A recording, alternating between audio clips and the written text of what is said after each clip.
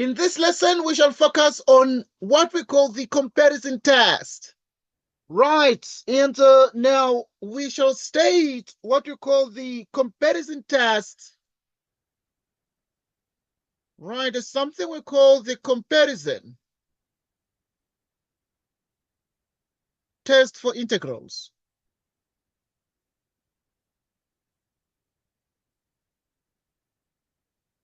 Let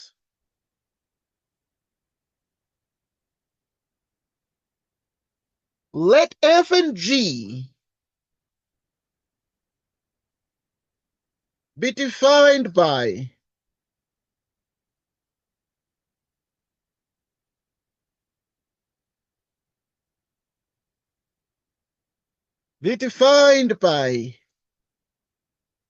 a to infinity in Riemann integrable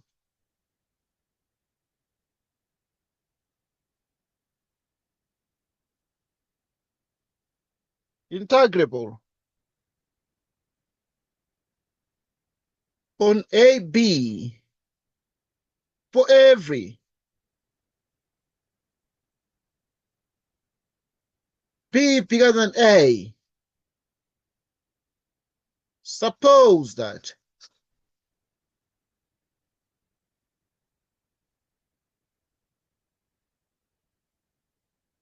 the first point,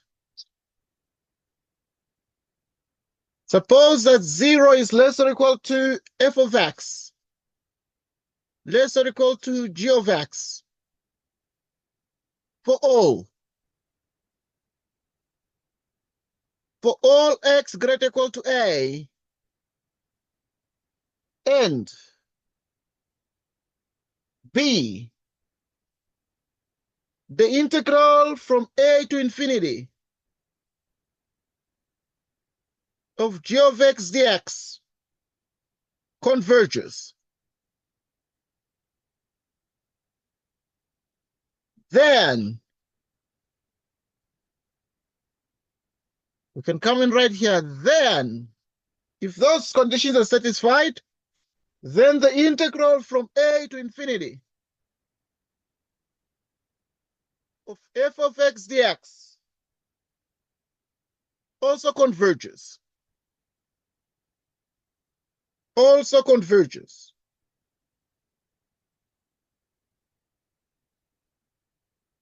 Comparison test for integrals. What does the test say? Let f and g be defined on a to infinity and Riemann integrable on a to b for every b greater than a. Suppose that the f lies between 0 and g, or rather, f is below g, yet non-negative, both non-negative, both f and g non-negative for all x greater or equal to a, and the integral of g of x converges. The integral of g, now g is the biggest function, so the biggest function, the integral of the biggest function converges. Then we then say that then the integral of the smaller one also converges. This is the comparison test for integrals. We repeat this test because we're going to use the test here. You let f and g be defined on the interval from a to b, closed at a and obviously open at infinity, and Riemann integrable on the closed interval from a to b for every b strictly bigger than a. Suppose that the function f is below g, greater or equal to 0 for all x greater or equal to a, and the integral from a to infinity of g of x dx converges, where the g of x is the smallest one. And this integral converges. Then the integral from a to infinity of f of x dx also converges. So if the integral of the bigger one converges, then the integral of f of x also converges.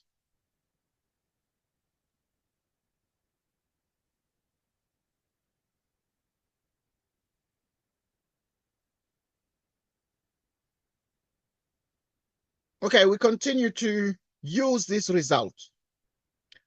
When do we have convergence? Convergence only happens when the biggest one converges, then the smaller one will also converge. Let us prove this result again. Suppose that f and g are continuous functions and that f is below g, yet both non-negative functions for x greater or equal to a. We can show the following, that the integral from a to infinity of f of x dx converges. If this one of f of x converges, or rather diverges, then the integral of g of x also diverges. Right. Similarly, if the f, the bigger one, the g, if the g converges, then the integral of the f also converges. And this is the order of the integrals here. Now, I want us to prove the first bullet point. I want us to prove the first bullet point. Now, 0 is less or equal to f, less or equal to g. 0 is less or equal to the integral from a to n f of x dx. G of x dx.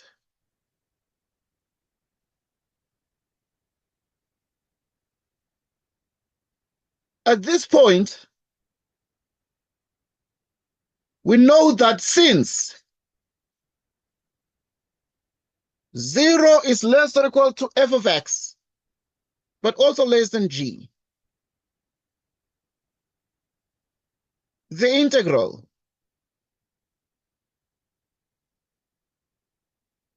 of g of x dx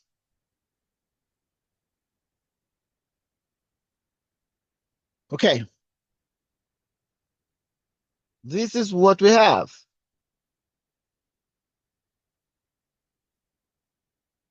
The integral of g of x at this point, if you look at the fact that the integral of f of x, because you have this, and then you can take the integral both sides, yeah? And then now you have this inequality, yes? And then now you come and then say the integral of this increases. And use the word increases, yeah? Increases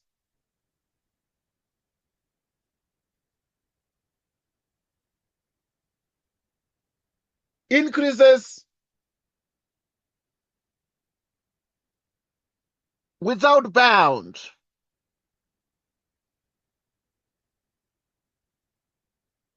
Or you can use the word,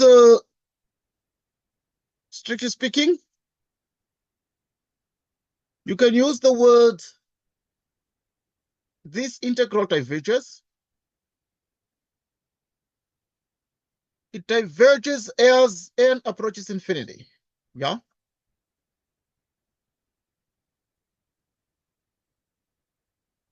It diverges as what? As n approaches infinity. So if the smaller one diverges as n approaches infinity,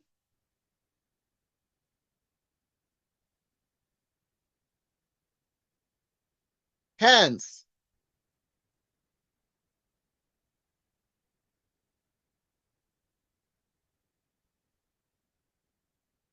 the integral of g of x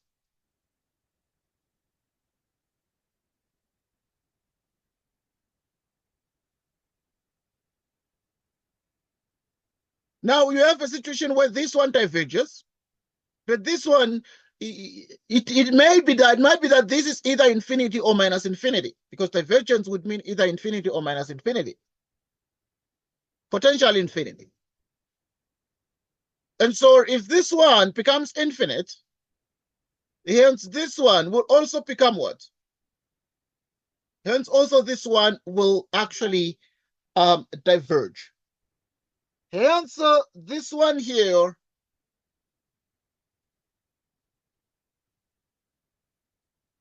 diverges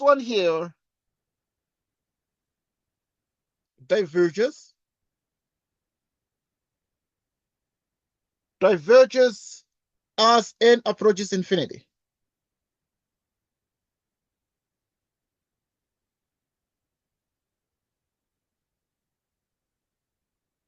Thus,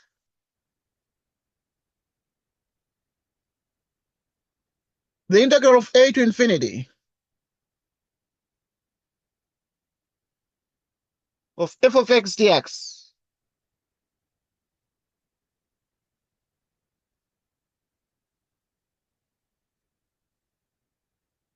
thus the integral of g, that's what I mean, of g of x dx diverges. Okay, we have already said that we're starting with 0 less or equal to f of x less or equal to g. We put the integral sign on both sides. We take the integral on both sides and we find the divergence, and therefore this one also diverges.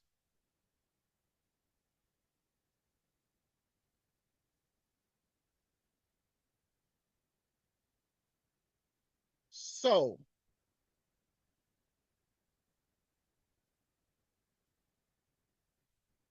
now we prove the next bullet point. Now 0 is less or equal to f of x less or equal to g of x.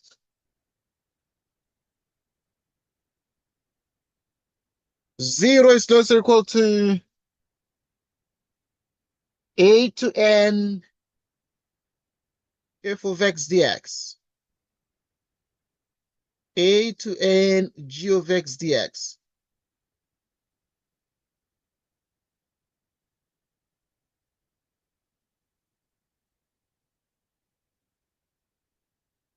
Since 0 is less or equal to f, less or equal to g,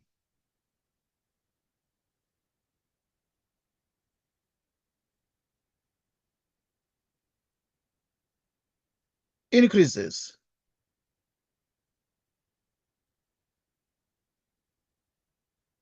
This one increases to its limiting value.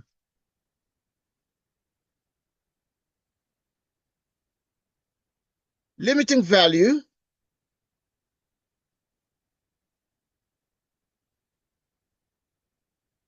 as n approaches infinity. Hence, the integral of f of x dx is increasing and bounded above.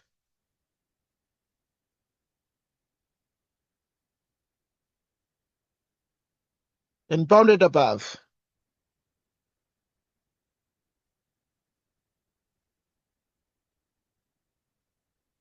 by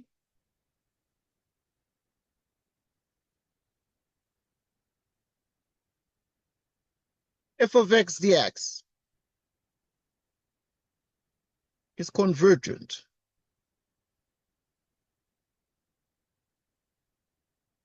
It's a convergent integral.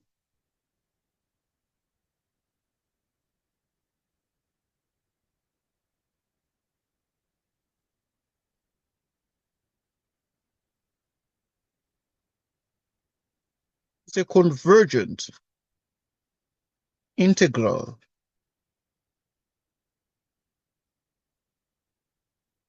And therefore, this one converges. Because it is convergent. Because it is convergent, then we can be able to make the following assertion. And because it is convergent,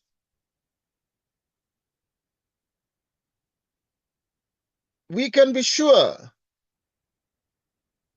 and 0 less than f less than g implies that the integral from a to infinity of f of x dx is the integral from a to infinity of g of x dx. Therefore, we can say this. Because it is convergent, then we are sure, therefore, that it behaves very well. The functions observe this particular order. And therefore, the integral is said to be monotone. Monotone. Increasing. The integral is said to be monotone. Increasing.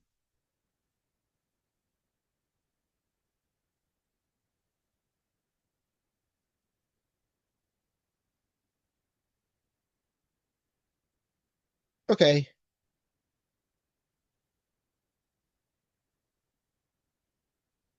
Okay, we'll move on.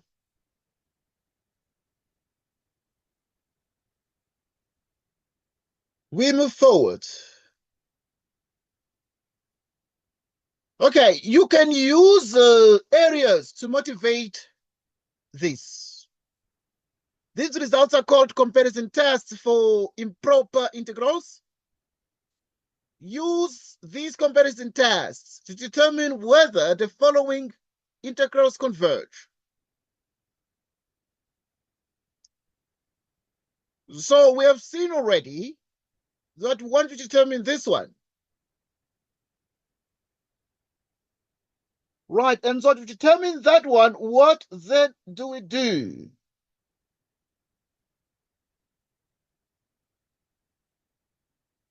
What then do we do?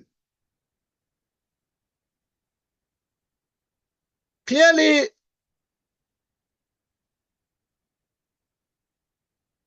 this is what we have.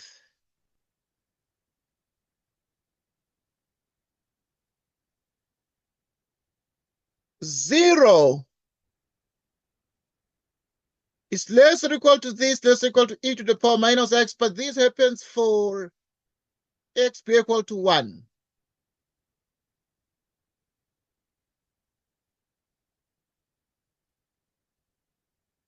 Okay. Again, for x bigger or equal to 1.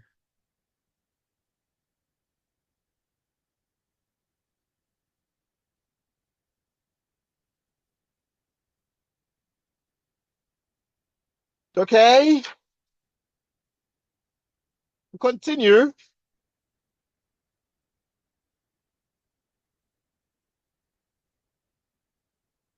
We continue.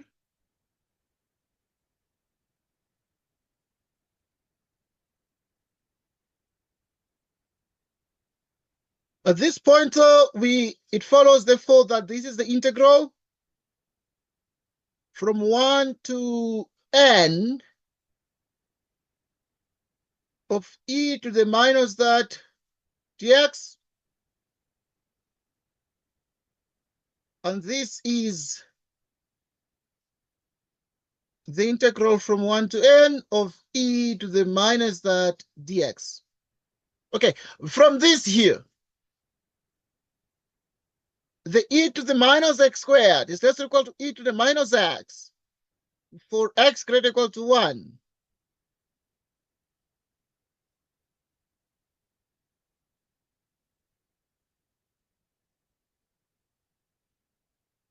Okay.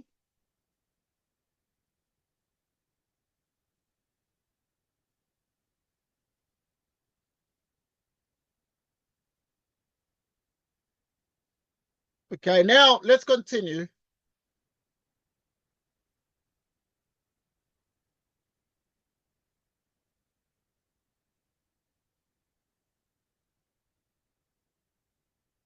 We continue. What is this? And then at this point, you can take the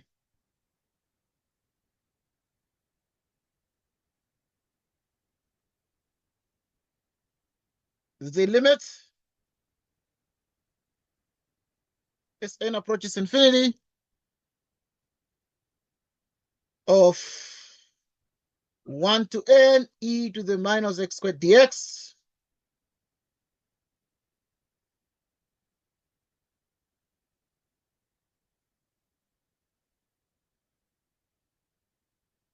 Okay, this is not x squared, it's just x.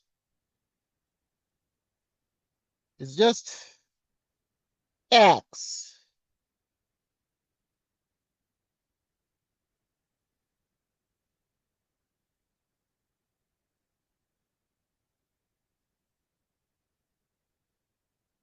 Okay?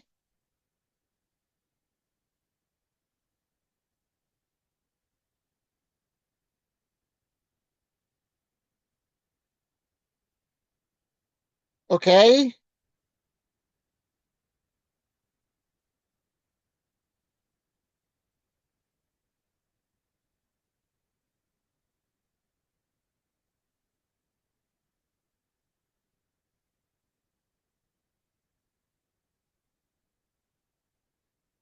We continue. Right?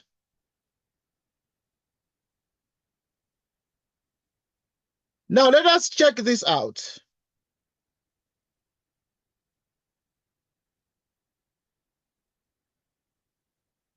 Okay, now we just need to do this integral here. So this is 0 is less or equal to the limit as n approaches infinity of 1 to n e to the minus x squared dx is less or equal to. Let us do this integral here. We have the limit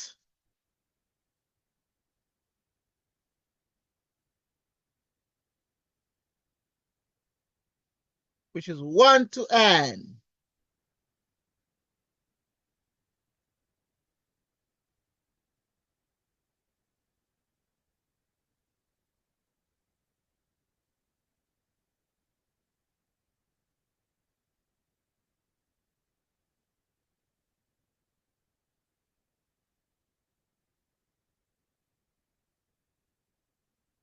So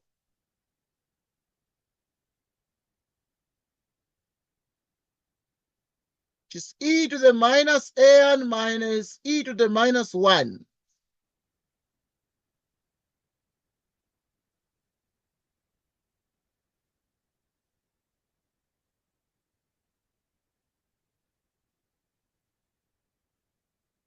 Okay, yeah.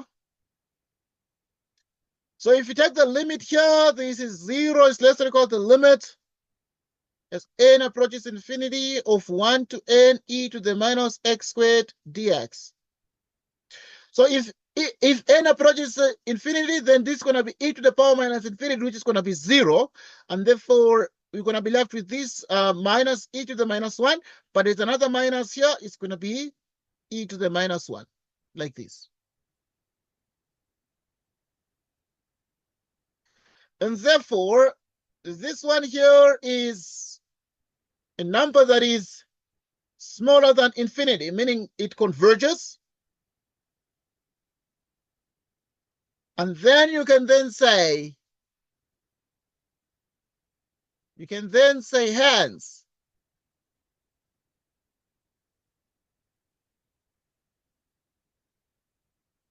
the integral. You can say that. Hence, the integral from 1 to infinity of e to the minus x squared dx converges. Converges. So the answer is that it converges. Right, it converges. Okay. So that's what we can do.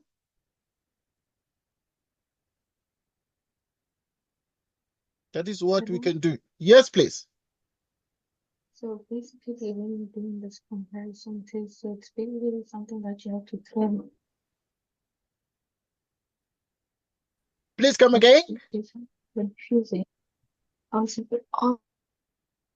asking whether, like, when you are doing this comparison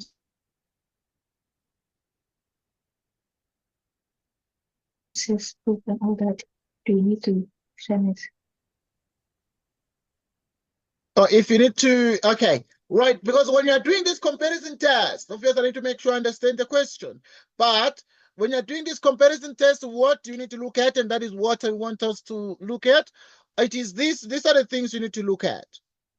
These are the two conditions you need to look at. This is the comparison test. So the comparison test says that if 0 is less or equal to f of x less or equal to g, in other words, g is bigger than f, both non-negative, if the biggest one converges, this one. If the biggest one converges, if g converges, then the smaller one will converge. What about divergence? Divergence is different because divergence deals with what we call the contrapositive. What is the what we call the contrapositive? Yeah. The contrapositive arises from what we call the contraposition. Right. So yeah, at this point, you would say P implies Q would be equivalent to not Q implies not P.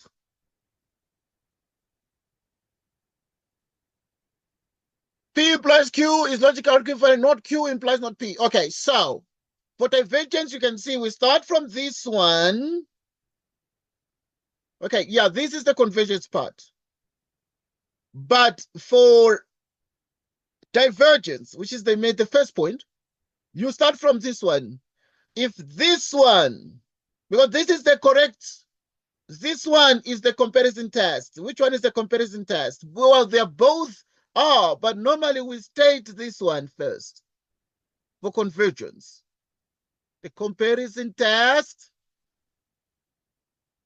for integrals.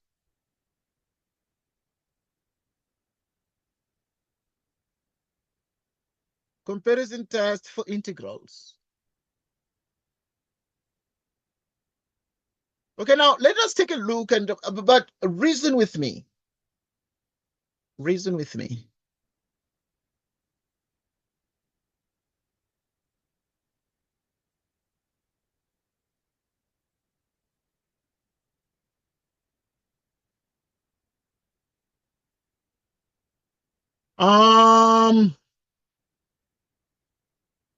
Okay. F is less than G. G is the biggest relative to F. If the biggest one converges, the integral of the biggest one converges, then the integral of the smallest one, of the smaller one, converges. What about the divergence case? Divergence deals with if the smaller one, if F, the integral of F diverges, then the integral of the biggest one diverges. So divergence has to do with first the divergence of the smaller one, and therefore the bigger one will also diverge. So that this actually encapsulates what we call divergence. But convergence begins from the end to the beginning. You begin from the end to the beginning. So for convergence, you must start by saying this smaller one, or this bigger one converges, and then the smaller one will converge. We are back here now. If it is true that this e to the minus x squared is less or equal to e to the minus x, for x greater or equal to 1, it is true. In fact, I must indicate that this is true. And the integral in this case becomes monotone. Right, it becomes monotone. Okay, monotone in the sense of observing the functional relations. Now, if e to the minus x squared is less equal to e to the minus x for x bigger equal to 1, then you can take the integral both sides.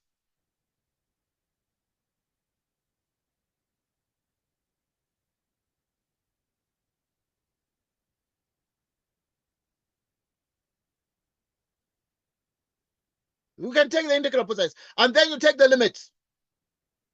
And then this one is the bigger one. And then now we come here, and with the bigger one, g, if the bigger one, the integral of g converges, then the smaller one will converge. You don't need to calculate the integral of the smaller one. We'll know it converges. So this is the same. So we deal with the bigger one here because this is less or equal to deal with the bigger one. The bigger one is e to the minus 1. That is the integral of this, because the integral of e to the power minus x we already know is minus e to the minus x, and therefore it becomes e to the minus 1. And then this is a finite number, so it's less than infinity. If this bigger one converges, okay, never mind that. Let me get some power. Let me get some power. Just 1 second.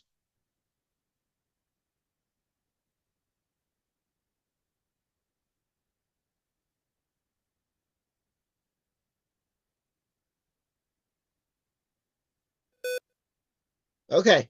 Never mind that.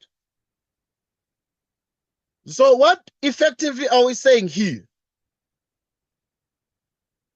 We are then saying, if it happens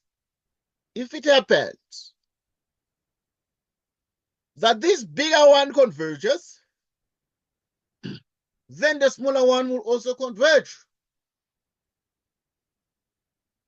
This is the comparison test. Okay, let's look at part B now. Part B is like this. We always start with, okay. So we're going to write it exactly like this. So, but we start with the smaller one, 2x plus 1.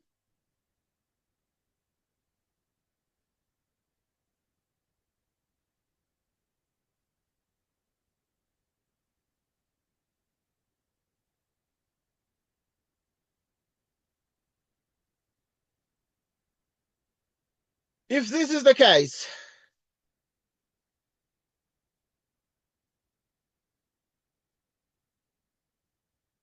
then you'd have the integral here. Okay, this is greater or equal to 0. So you start from 0 to n.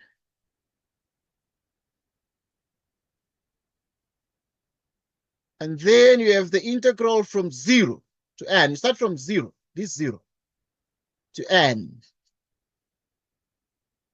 Like so. Okay, when you get to this point, they've given us this one because this one, it's tough to integrate. So sometimes these comparison tests are used when some expressions are difficult to calculate. Like this one, it will just require numerical methods. You just cannot just find this exactly. You need to use your series, your power series, your Maclaurin series. We're still moving to those. But in which case, obviously, you need to do the easier one. So you shall do this one here. So now let us deal with these. But to deal with this, then you take the limit.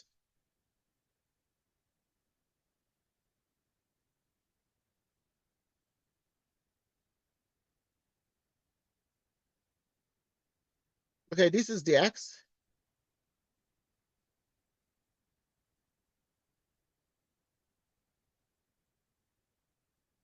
Zero to n.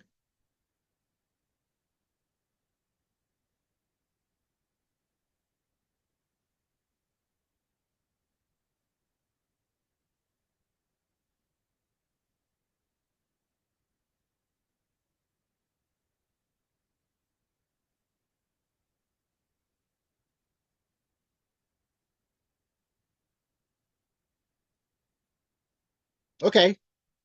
Now, what is the integral of these? To get the integral of that one, there are many ways. I know that we already know that very well. Find the derivative of this, and it becomes 2 over dx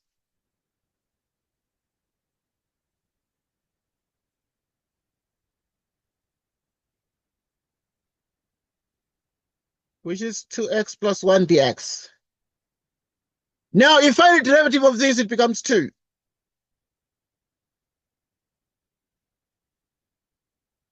It becomes 2.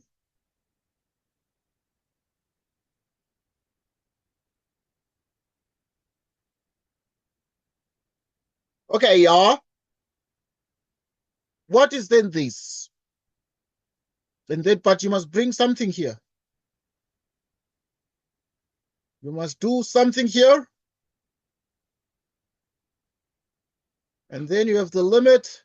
So you have 1/2. The limit as n approaches infinity.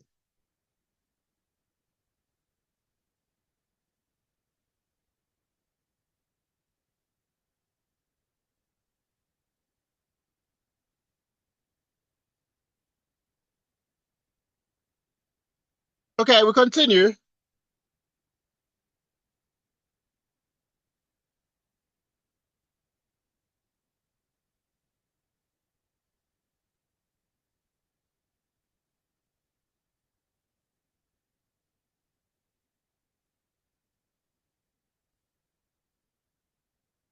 Okay, we're back. We are right back. Sorry. Okay. Now, this 1/2 here is exactly the same as what? It's exactly the same as the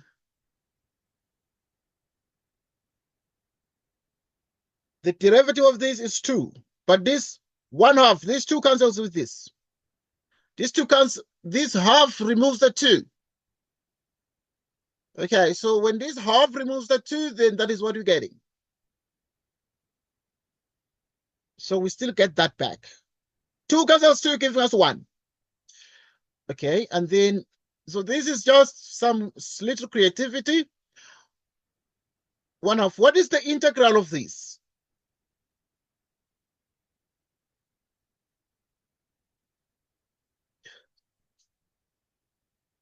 Which is exactly 0 to n. This one is the tough one. We don't even evaluate it, because we tried to remove this e and realize that it would be less.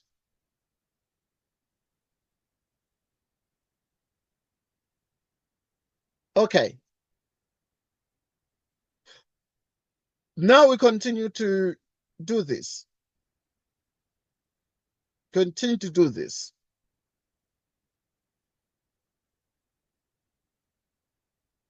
Right. Continue to do this.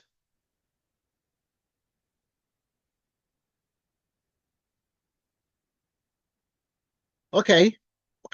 Now take a look at this. So you write e to the x divided by 2x plus 1 dx. This one, you substitute. Then you have the ln. 2n plus 1 minus the ln of 1, 0.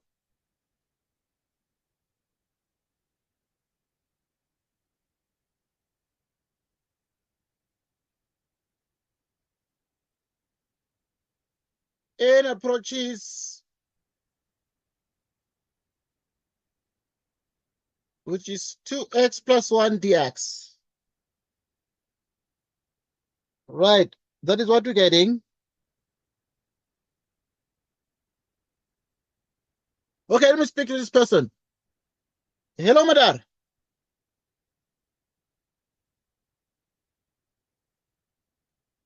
Hello, Madar. Yeah, going right, Madar. And you? Yeah.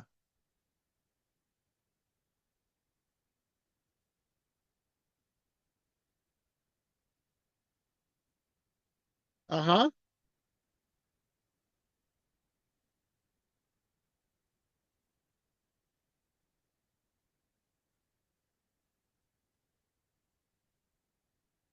Okay, yeah. For next year.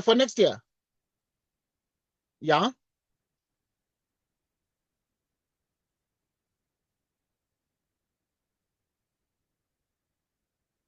Oh, yes.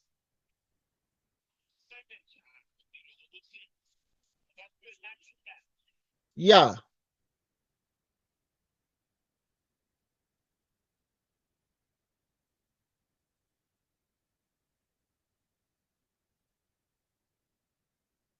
Yeah, obviously, I know that is the communication that is being sent now about enrollment processes. But yeah, so now I'll just have to find out with these guys on Monday where they put the students, because they've just put them in waiting, indicating that enrollment is still going on, and they will communicate to them in due course. And the applications are still being processed. It's not the only student. I have received communications in this regard. There are many students who are actually are like, but what do we do? We've been told to just wait because these guys are still processing the applications. One student was sent a communication that there's a renovation going on. So, but obviously, I'm sure that I can get a heads up on Monday. Yeah, yeah, we can assist. Yes, we can assist. Yes, that's fine. Yeah, we can assist. Okay, yeah. Yeah, you can share my contacts with them. Okay. Okay, thanks, Gabor. All the best. Okay, great, thanks. We're right back right now. And we're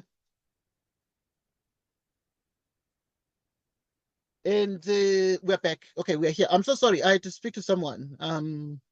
Okay, but if this limit n approaches infinity, then this one is gonna be the natural log of infinity, which is just gonna be infinity, and therefore it's gonna be infinity.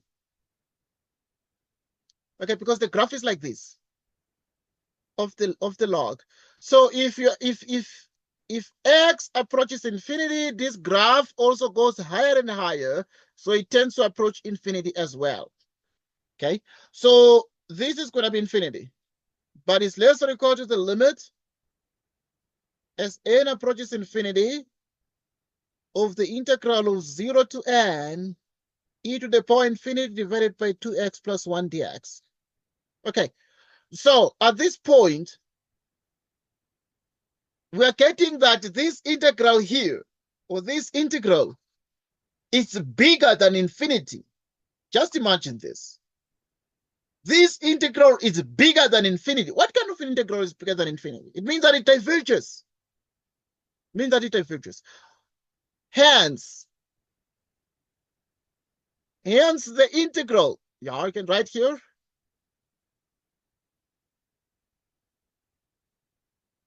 Hence the integral from 0 to infinity of e to the power x, 2x plus 1 dx.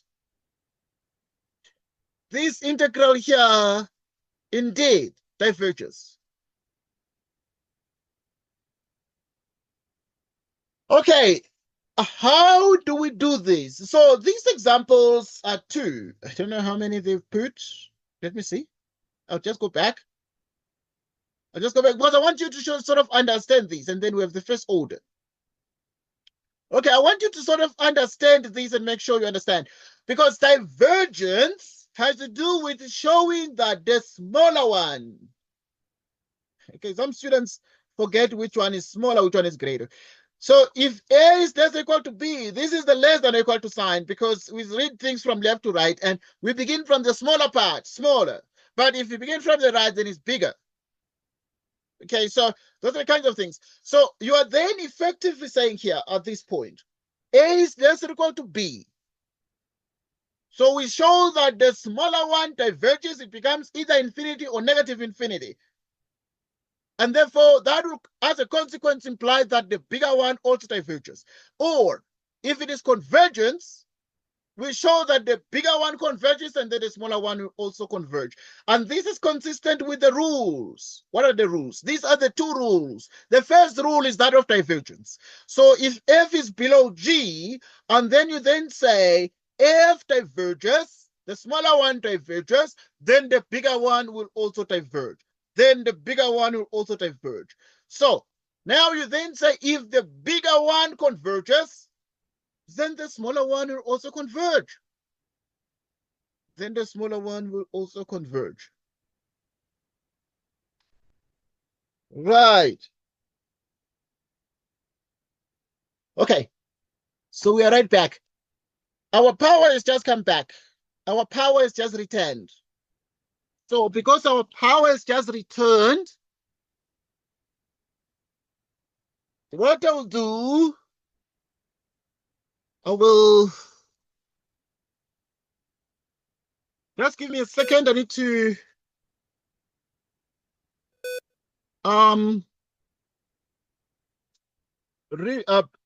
connect the devices. Just a second. I need to just connect the devices so that we can continue. I don't want, because our power just returned from the power thing, from the load reduction. Okay, because we're experiencing load reduction in the morning hours until 9. Okay, just a second, and then we shall return full power. Let me see what we can connect. What you can connect. What you can connect.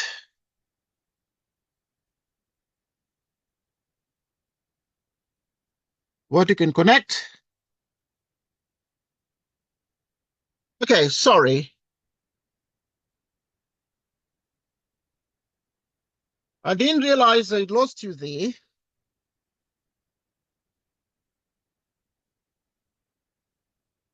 Okay, I didn't realize I'd lost you there.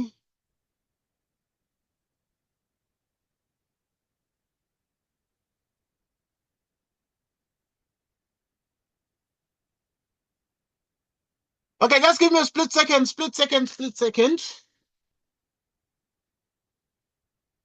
Our power has just returned, so I'm just connecting the devices.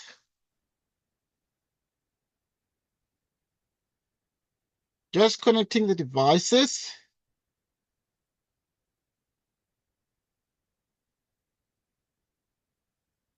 Right, just connecting the devices.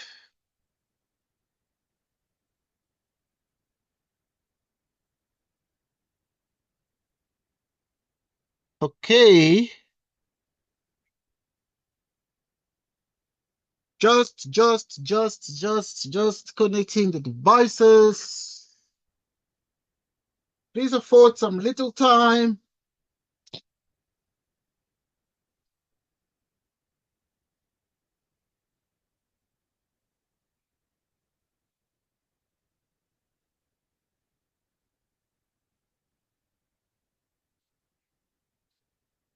Just afford some little time.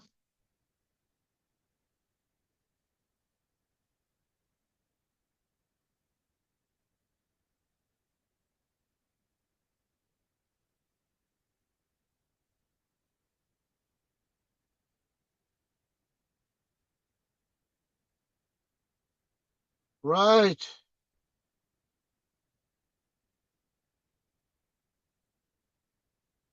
Now,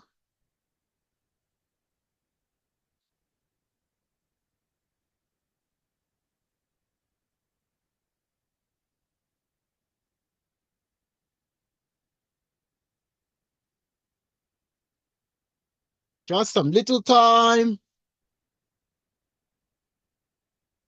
Okay, we are just resuming once more. Think about these results, the contrapositive and the two results of the comparison test. And the two results of the comparison test. And then we're resuming again. As I indicated that our power just came back from the load reduction. So just trying to reconnect quickly.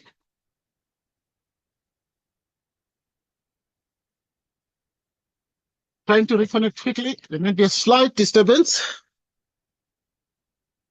but please bear with us. Maybe a slight interruption, but please bear with us. Okay, so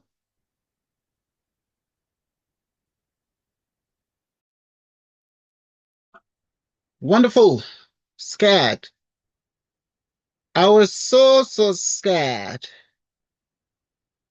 Okay, I was just reconnecting the devices because our power just came back from load reduction. So yeah, just please forgive. Please forgive.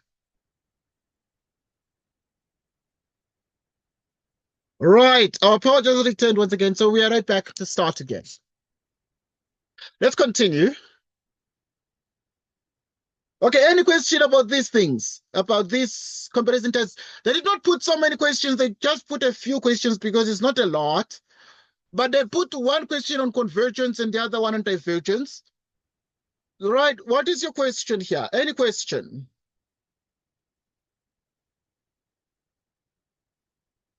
Any question?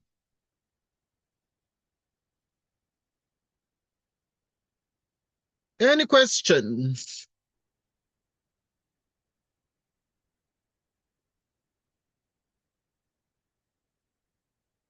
Any question? Okay, we'll move forward.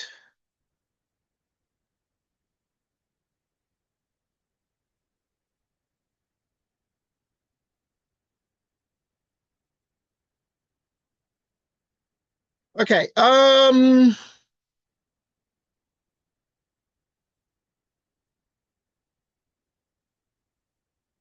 solve the initial value problems by separation of variables. Note that in parts D and E, you cannot express y explicitly as a function of x, so leave your answer in implicit form. Let us look at the first order differential equations. This one's here. So if this is the case, what then do we have here? So this is e to the minus y sine x. E to the minus y sine x, which equals dy dx cosine squared x. So we can just transpose the dy dx to the right. Just transpose the dy dx to the right.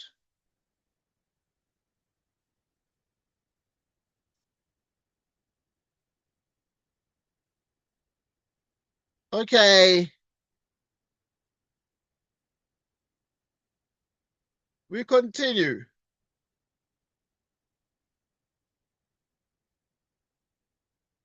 What do we do here? Now we perform algebraic manipulation. So we can divide by cosine squared. And then, so you can write sine x. You divide by cosine squared x. Then you multiply by the dx. dy, you write this one here. Like so.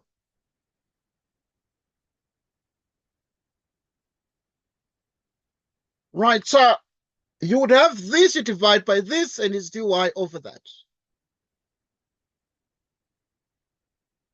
So what then do we do here exactly? What then do we do here precisely? So now you can take the integral of this. The integral of sine x over cosine squared dx, the integral of this one, which will be e to the y dy.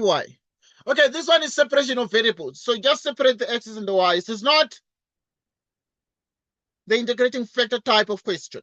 It's not the integrating factor type of question. Not integrating factor. Okay, so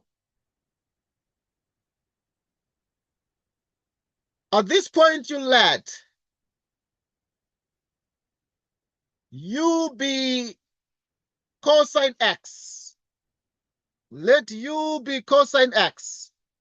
Okay, let's see what you've the message is saying. Let's see your chart.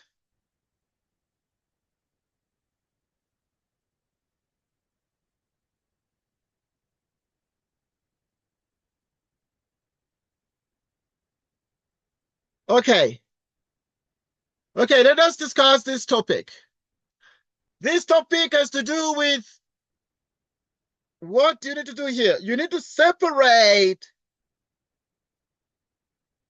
because they say it is separation of variables. Separation of variables.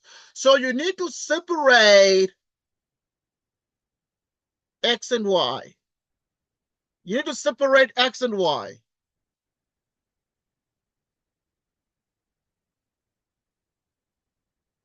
You need to separate X and Y. So that if you separate X and Y, so you have X on the left and Y on the right, or vice versa. So here we have the X's on the, because there is sine X. And then you divide by what? You divide by the cosine squared. Why do you divide by the cosine? Because you want to keep the X's. There's a sine X, a function of X on the left, and you divide by the cosine squared. We have functions of X on the left. And then you cross multiply, and then you're going to have the dx here. Right. So we then have the following. Right.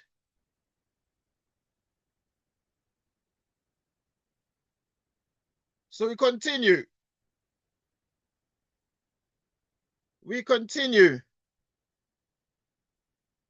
Okay, what are we doing here?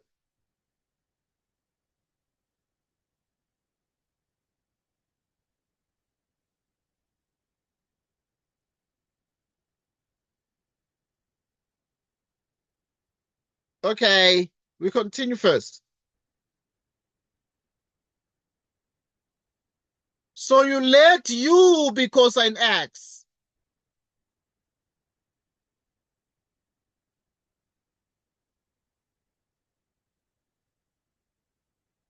Which means that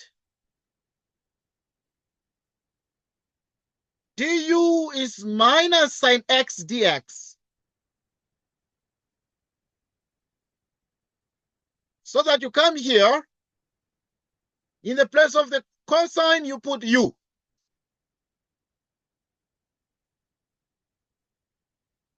And then you have the sine X. What is dx? Is the U divided by minus sine X.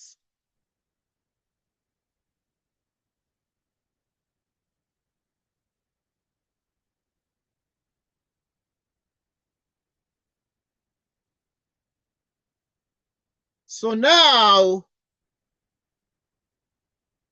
which is the integral of e to the y dy.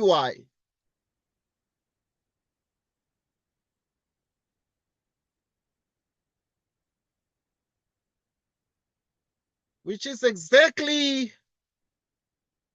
u to the minus 1 equals e to the y plus c. The integral of this is going to be this. This is 1 over u, which is e to the y plus c. What is 1 over u? The u is cosine x. Cosine x, which is e to the y plus c. Now you use this initial condition. This is called an IVP. What does IVP stand for? It stands for what we call the initial value problem. Okay, we're going to have a couple of questions to try here. So we're going to use this one. Y of pi thirds is 0, which is 1 over cosine pi over 3, which is e to the y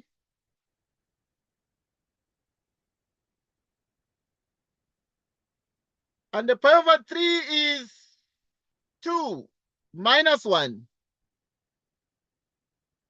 This means our C is 1. Our arbitrary constant C is 1. We've already got the value of C. And therefore, 1 over cosine x is e to the y plus 1.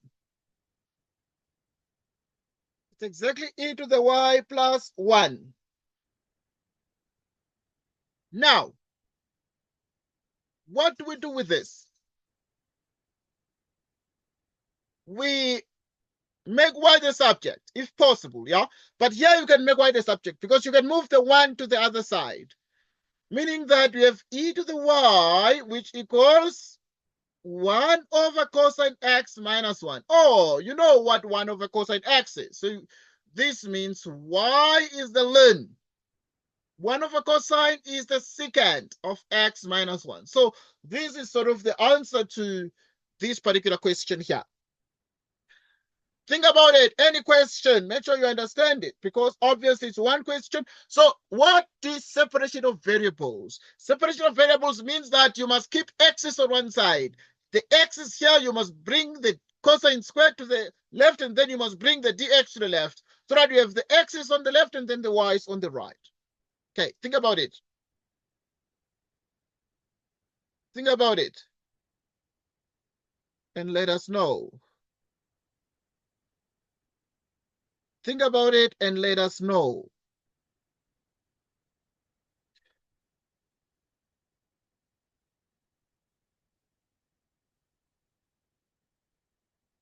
Okay, so we continue.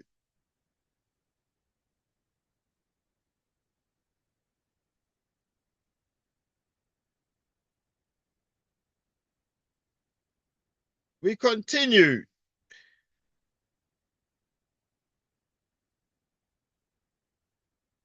We continue.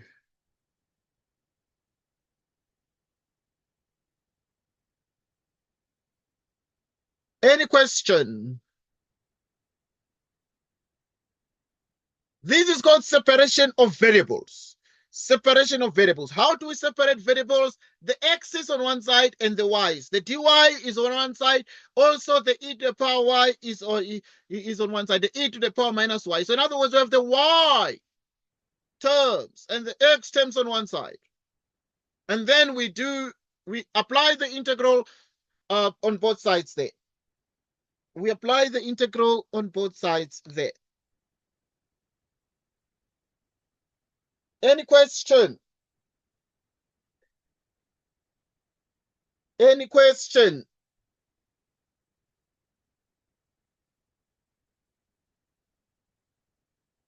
Any question?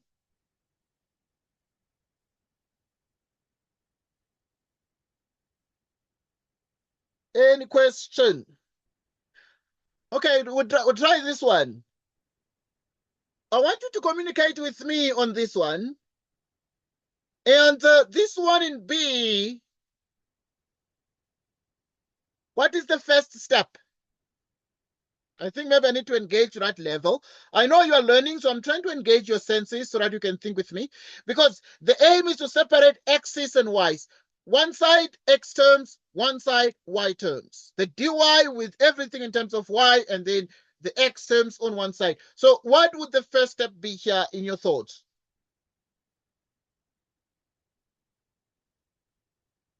What would the first step be in your thought here?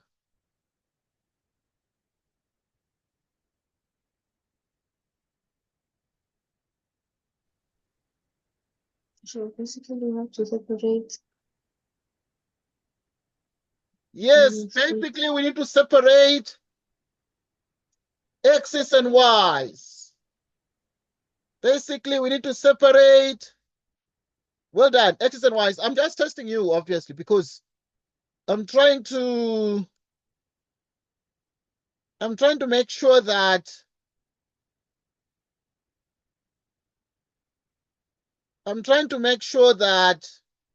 you know what to do, but we don't want to run. We're not running here. We are just taking our time to do this.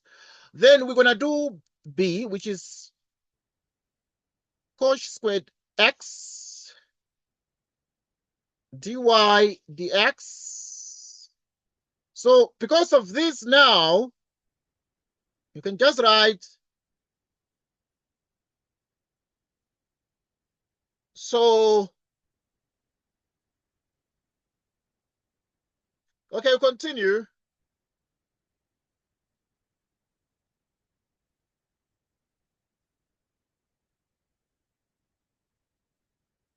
So now you'd have to minus here.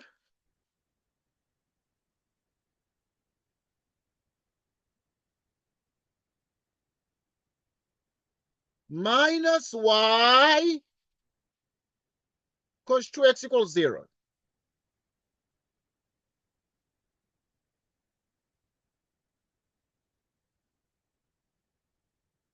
Which is dy dx.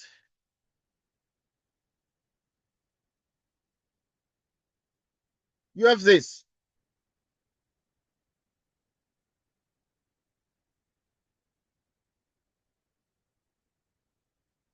So we continue.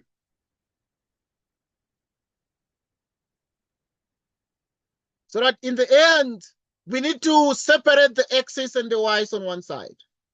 Okay, I'm just going to engage you. So what you can do, you can cross multiply like this. Okay. Taking your time.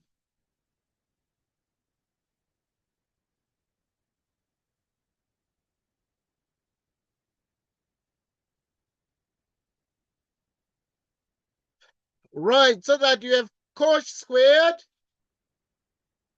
dy, then you have y cos 2x.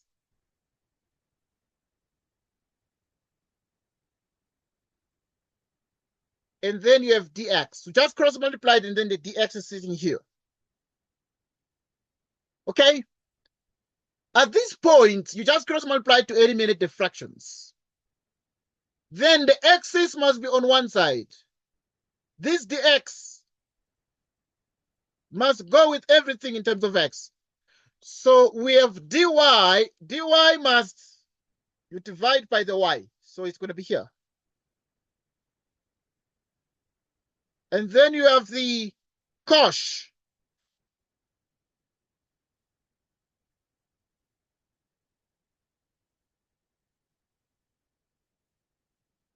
Dx. So the cos squared, you divide by it.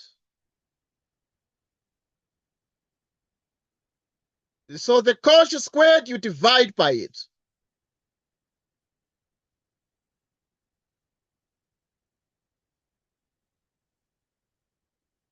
Okay, so you divide by the cos squared. And then we have the dy, you divide by y. And this is what you get. Now, this one you can easily integrate. What about this one here? We can also easily integrate because what is cos 2x?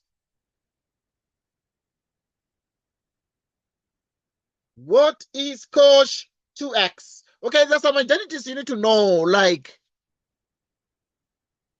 cos squared x minus the hyperbolic sign is 1.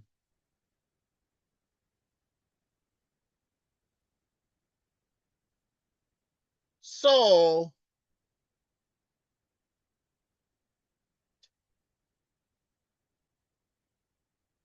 right.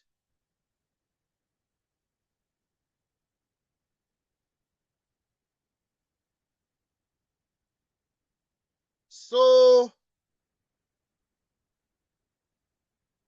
okay, we continue here. We continue here.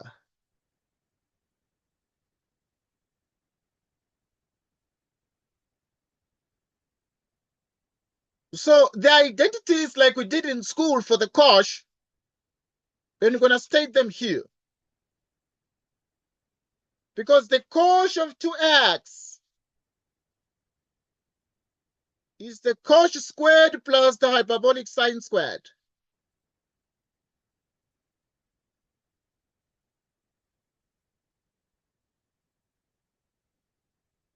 2 cos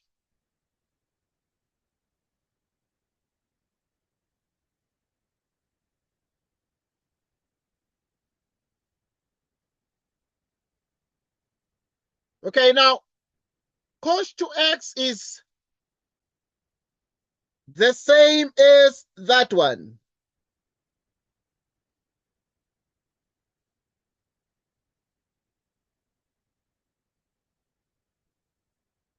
Okay, I'll pay particular attention here.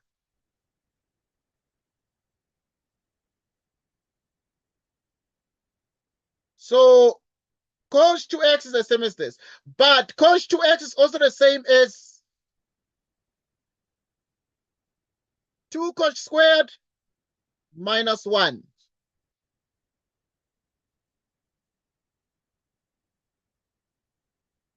1 plus 2, the hyperbolic sine squared of x.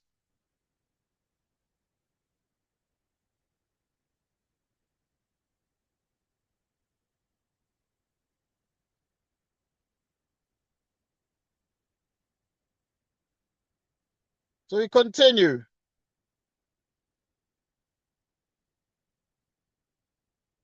Right.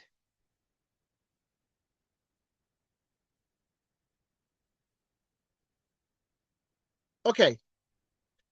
We're doing that because now we then have dy over y.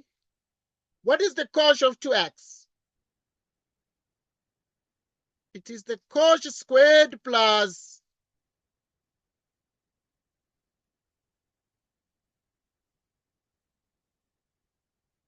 cos squared x dx.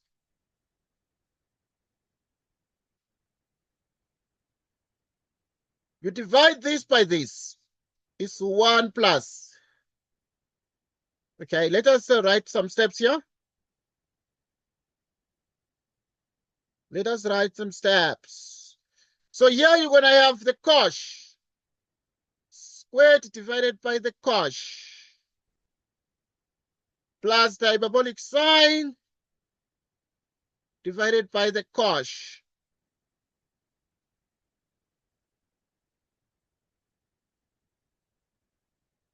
So we continue. Like this, and then you have the dx here.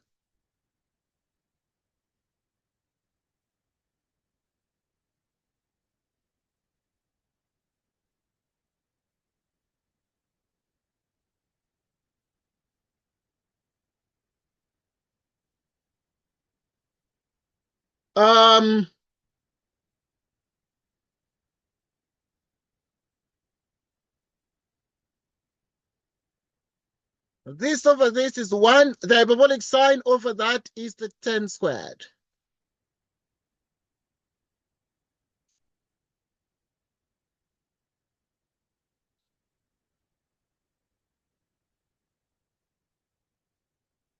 Okay, now you just need to do these particular integrals here. So we continue.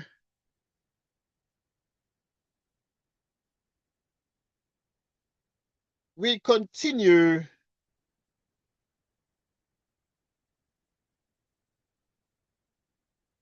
Now, there are some identities that you need to remember about this one. Okay, we're going to write some of the identities here.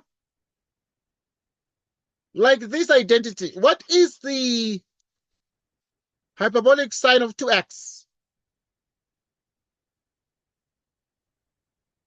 Like in metric, it's 2 hyperbolic sine and then the cos of x. Then you're going to do the integral here.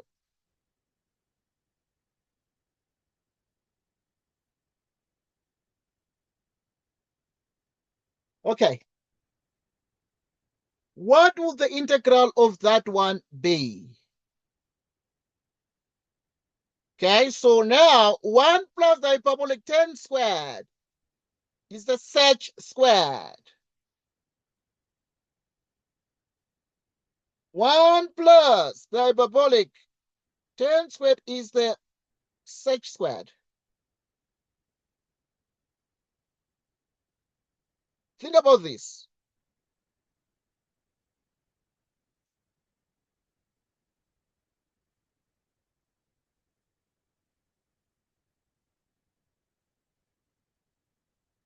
Okay?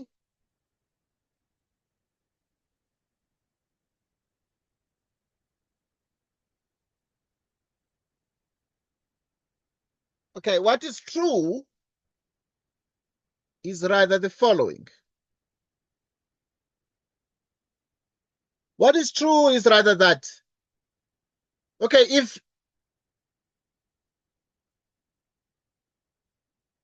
if you have, for example, that, yeah, it's minus. The cosh squared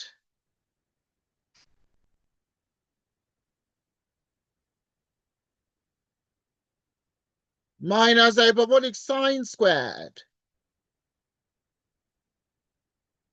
You divide by what? You divide by the cosh. 1 minus the hyperbolic tan is 1 over the cosh, which is the sec squared. Okay, check that part.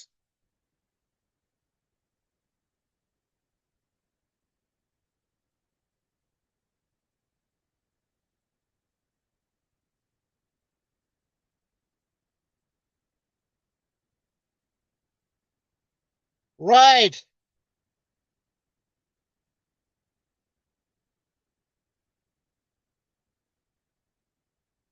So then in the end, this is what you have.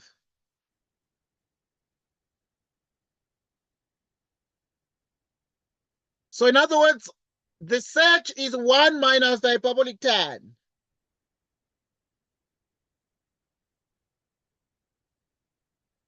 So in other words, in the place of this 1, in the place of the 1 is the sec plus the tan squared. Okay, so the question then is, what exactly is the integral of these? Okay, pause as we reason this together. Pause as we reason these together. Right, we shall run this up.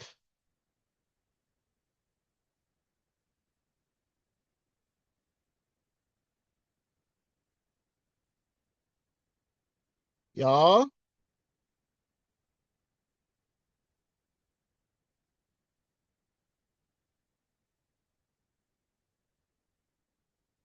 Okay.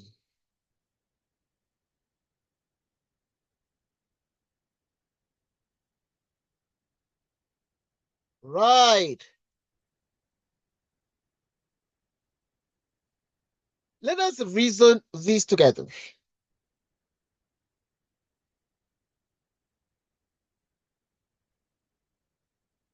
Okay, just 1 second, and then we shall actually decide. Just a couple of identities I want us to use here.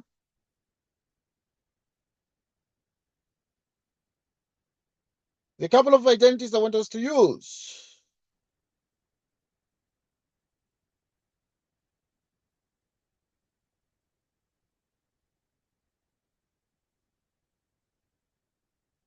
So now, the couple of things you can do, you can just replace the 10. Because from this, you can write, because of knowledge of the fact that the integral of the sec is the tangent, hyperbolic tangent. So you can write 1 minus the sec,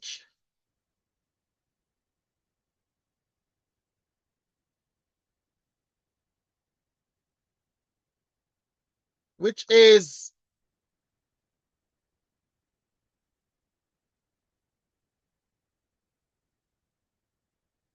1 plus the 10 squared is 1 minus sec squared.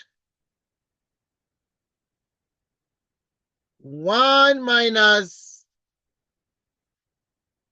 sec squared.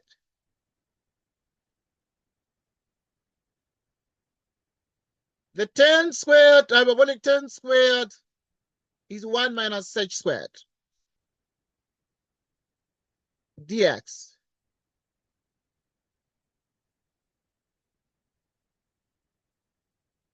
Two minus the sec squared.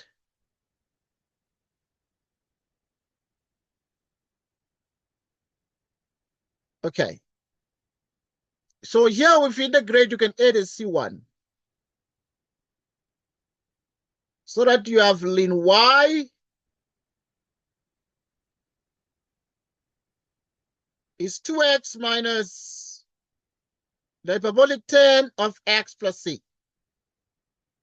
Then you just need to use the identities here. In other words, you have the ln of y modulus, which is equal to 2x minus hyperbolic tan.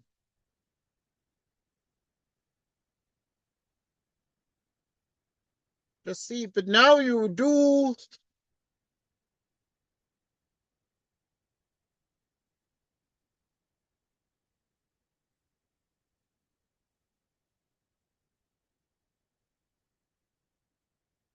zero plus c, 0. What is the tan? It's the hyperbolic sign, which is 0 at 0, and this is going to be 0, 0, and then c is the natural log of 5. You can put the modulus, but it's the same as just ln 5. So that you have ln y is 2x minus plus the ln of 5. And this is the answer to this. So think about it and make sure you understand what to do here. Make sure you understand what to do here.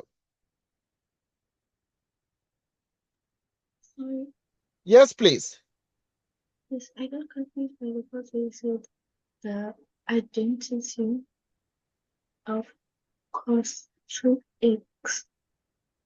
Yeah, the identity of cos 2x, right? Okay. So this one is the same as the one of saying okay, but I think I said again. Yeah, no problem. Are you able to understand? Okay, look, let's talk about it because we had to integrate. We had to integrate right now. We had cos 2x over cos squared of x. And the question was, okay, we need to integrate this. We need to integrate the left and the right. So we need to prepare this before we integrate. I decided let's simplify this a little bit because we want to integrate, but how just going to integrate cos 2x over cos squared? How? Because it is separation of variables. By separation of variables, we have done grouping. Right, and by grouping, we have the y terms on one side and the x terms on the other side. But we did everything step by step. We did transposition. We moved the y cos 2x to the further right, and we, manipulated and got these results. And then at this point, you have the cos 2x divided by the cos squared of x. Now, the question you're asking is one. How do we integrate cos 2x over cos squared? Okay, it is a bit tricky. You can, because if you let u to be cos squared, the derivative cannot be cos 2x. So now I decided, let's just remember some of the identities, some of the double angle formulae. So for example, the cos of 2x is actually cos squared x plus the hyperbolic sine squared. But also it is 2 cos squared x minus 1. But also it is 1 plus 2 the hyperbolic sine squared. Make sure you get the signs right of these identities, because you also know that there's another identity for the hyperbolic functions that is the same as cosine squared plus sine squared. In trigonometry, we know that cosine squared x together with sine squared x in trigonometry is 1. Cosine squared plus sine squared is 1 in trigonometry. But in hyperbolic functions, cos squared x minus hyperbolic sine squared is 1. Yeah? So, what then are we able to achieve out of this? What then are we able to achieve out of this?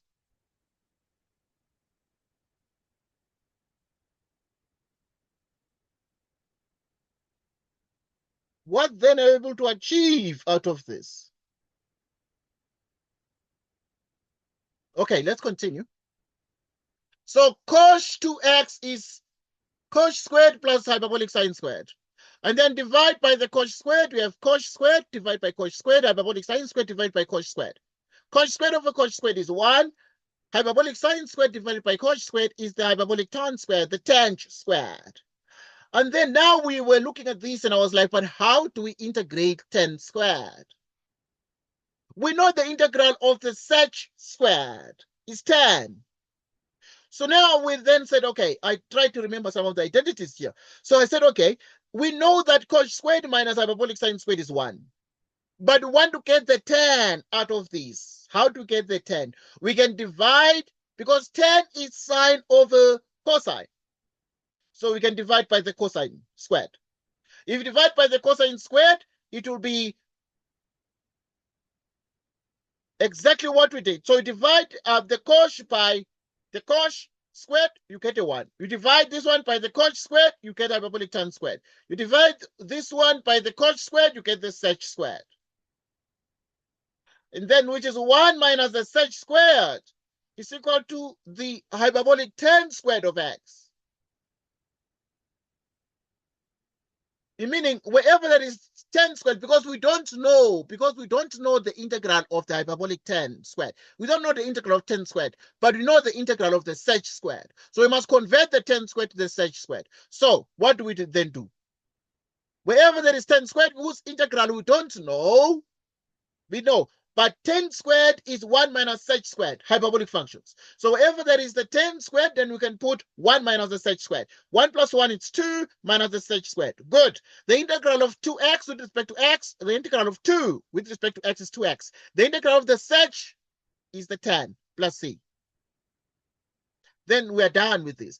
But we need to use the initial value because this one is an initial value problem. It's called an IVP, initial value problem. Here is the initial value. Y at 0 is 5. So you have ln y equals 2x minus 10x plus c. Ln y equals 2x minus 10x plus c. But you have y at 0 is 5. So y is 5 and then x is what? It's 0. Which means that c is ln 5. And this means that you have ln y equals 2x minus 10x plus ln 5. And this becomes the answer. This becomes the answer. This becomes the answer. Any question? Okay, obviously, I'm sure that you're able to check and see the answers in the thing. But also, these answers, you can get them by differentiating. You can check this answer. If you differentiate the answer, you'll get that back. Yeah. If you differentiate the answer, you'll get that back. Let's look at the next question. Okay, because I'm looking at your thing now, but I can't change the presentation because we are in the class presentation. But now, it will be interesting to see your thing, your, what do you call it? This is Tat 5 we're doing. I wanted to look at your Tat 5 and then obviously, just a minute, I'm looking at Tat 5 to see the answers on Tat 5 and then we can check. And then we can spend the time on the Tats, but you see, you will let me know then when you are doing what?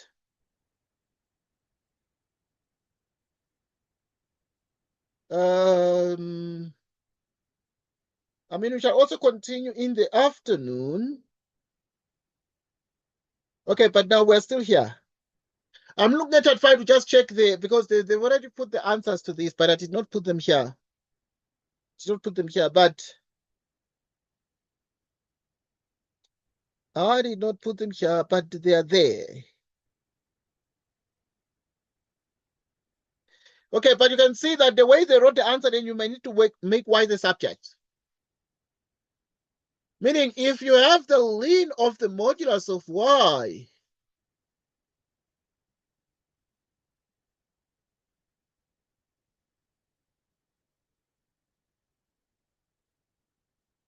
which means y is equal to e to the 2x minus this plus ln 5. Okay, they wrote the answer like this. So you can just make y the subject because the ln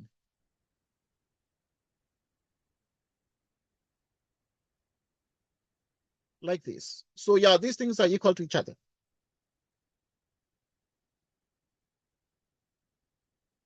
These things are equal to each other. Okay, then we move on to the next question.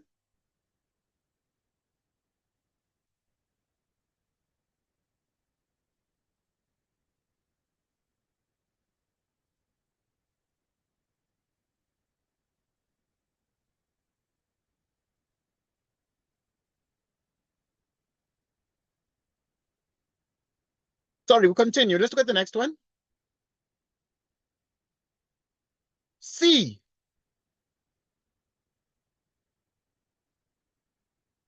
Okay, what do we do here? Talk about it. Same way, we cross multiply, given this, we cross multiply. So we've been given dy dx, which is x e to the power x, you divide by y the square root. Cross multiply. 1 plus y squared, which is x e to the power x dx.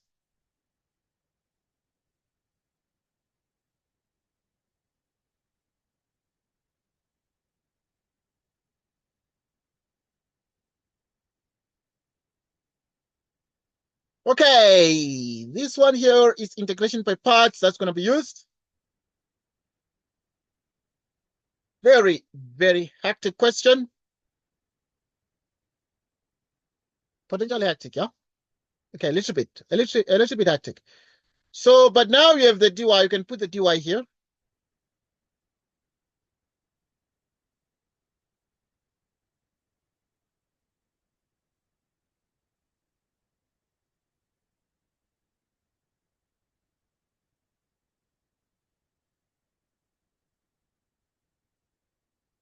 You put the integral, take the integral both sides like this. And then what is the integral of this? So you need to let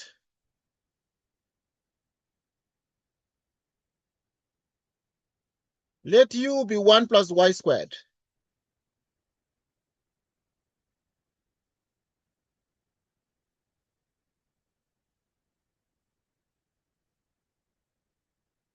Okay, yeah. Okay, which means we have the integral of y. Then this one is the square root of u. dy is the u divided by 2y. X e to the power x dx. The y cancels, giving us 1/2. The square root of u is u to the 1/2 du. Now, here you use integration by parts. Product of x at e to the power x, you use u dv equals uv minus the integral of v du. Okay, so that you let u be x. X, you let u to be the thing you can differentiate, and its derivative like disappears. Dissolve to something simple, a constant. The derivative of the du dx is 1, which means the u is dx. But simultaneously, if you choose dv,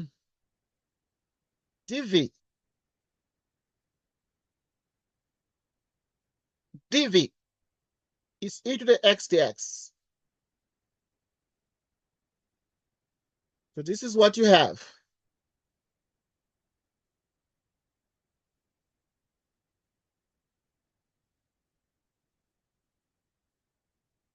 So now this is u, which is x. V is e to the x minus the integral of v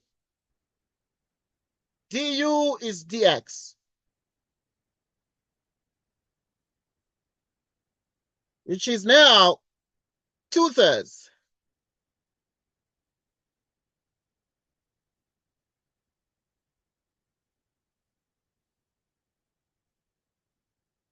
1/2, which is 1/3. What is the u?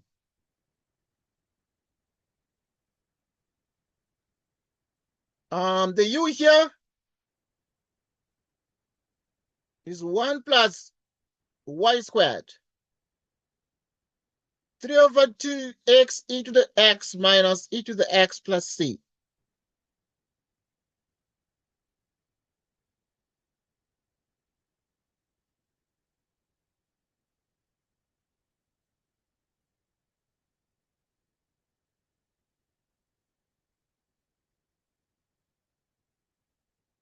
Okay, so but this becomes what we get. But this is not the answer yet because we need to use the initial value, this one.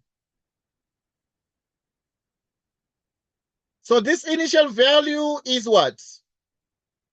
Let us move on to the next part. You have y at 0 is the square root of 3.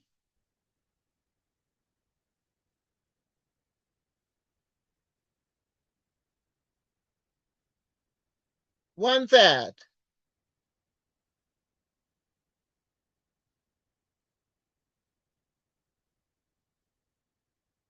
To the 3/2.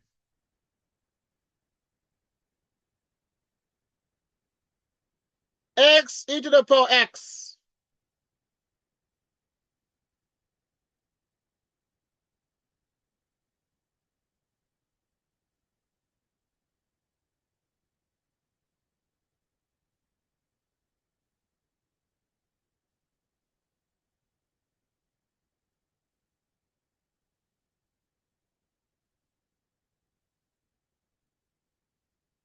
Okay, when this means x is 0 and y is the square root of 3. So this is 1/3 like this. 1 plus.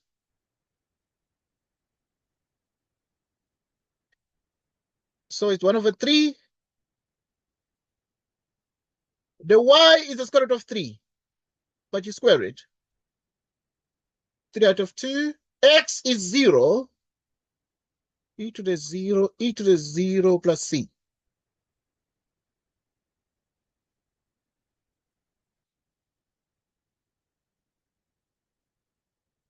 One plus 3 is a 4.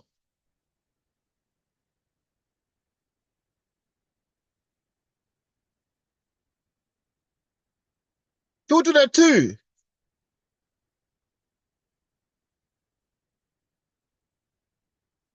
Which is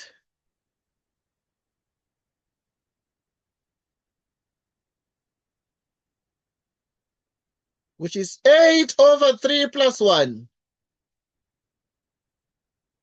11/3.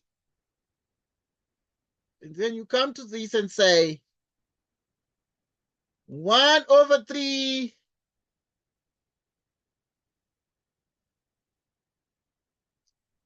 1/3 1 plus y squared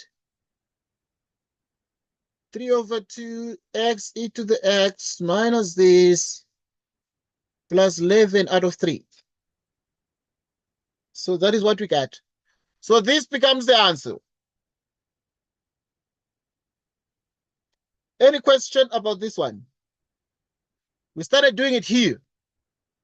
This C, but you see also we separated the variables and then we integrated.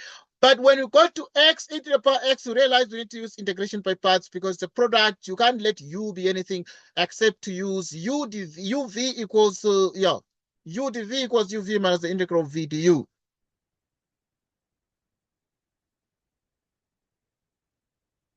Right.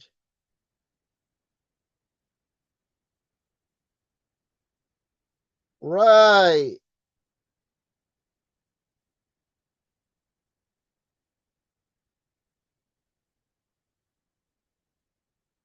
So this is what we have. Here we use integration by parts, and then now we're to integrate this one. This one, we realize that when we let u to be the 1 plus y squared, it worked out beautifully. Yeah? And then we got this. Here, integration by parts gave us this because we chose u to be x, and then dv to be e to the x dx. Why did you choose u to be x? Why did you not choose u to be e to the power x? And then dv to be x dx? It was not going to work. It was going to be very complicated.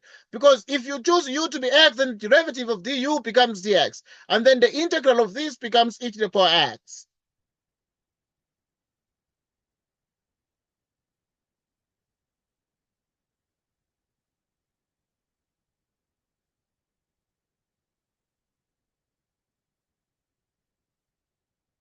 Okay.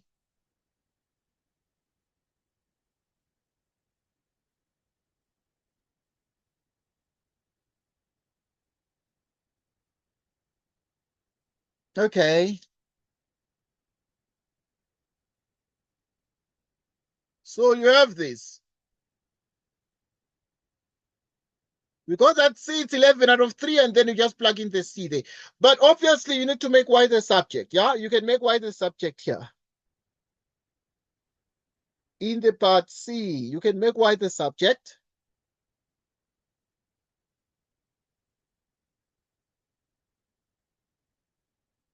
You can make y the subject because at this point, you can take this one, multiply it through by 3. Both left and right. If you multiply it through by 3, what you getting? 1 plus, I just want to make the answer the same as the one, but generally we are done now because we already got the answer. It's just algebraic manipulation that remains. You multiply it through by 3, and then it becomes this 3 because it's 3 in the denominator. So this is going to be 3x e to the power x minus 3 e to the power x plus 11. So you multiply it through by 3. And then you have 1 plus y squared. 3x e to the x. And then this is going to raise it to 2 out of 3. When you get the 2 out of 3, then you can subtract 1. Getting y squared is equal to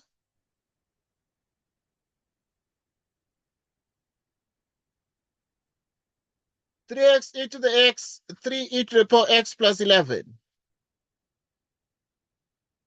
2 out of 3 minus 1. Take the square root, positive square root, which is 3x e to the power x minus 3 e to the power x plus 11.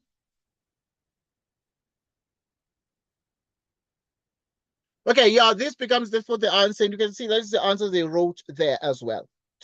But normally for the square root, you can argue that square root is plus or minus. If we say x squared is 4, therefore x must be plus or minus 2, yet here we're taking only the positive square root. We're taking only the positive square root because we are told that y is at 0 becomes the positive square root. That's why we only take the positive square root there.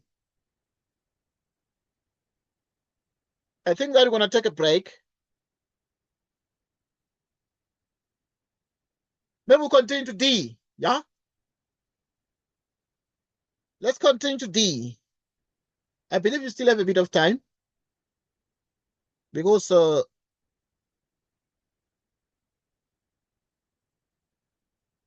right.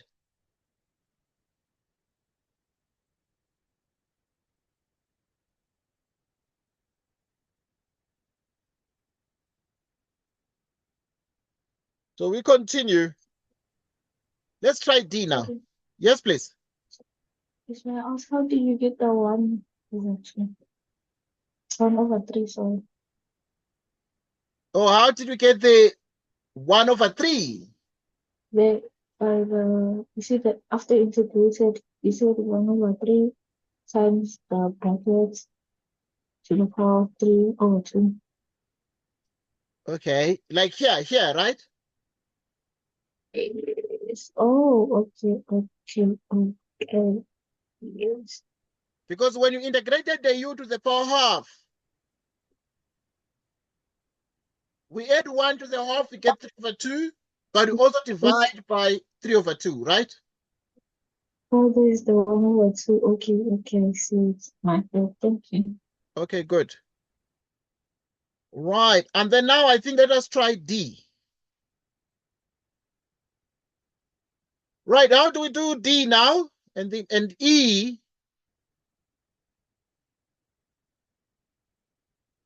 Okay, let's see, when I do, yeah. Let's do D and E, and then we shall, yeah, because it's like everything we need. The D and E are the everything we need on separation of variables, so we can just conclude that part, and then when we return, we shall look at the next questions on the fundamental theorem of calculus. So now, if you have dy dx, 6x squared divided by 2y plus cosine y,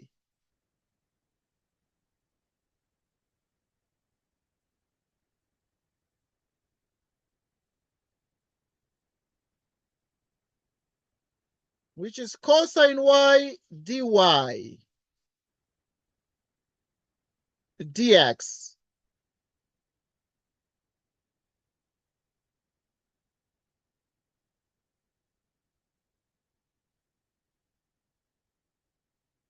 Six x squared dx.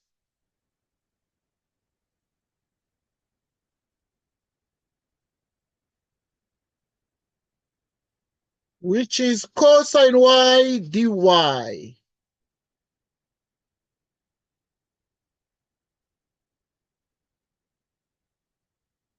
We integrate this. So here we grouped the y's on one side and then we're integrating, yeah? So now the y is to the power 1, so that when you integrate this, we use the formula, the integral of x to the power n dx is 1 over n plus 1, x to the power n plus 1 plus c. That is the integral formula we're using. So here we're going to use 1 plus 1, which is 2, you divide by 2. The integral of the cosine is the sine.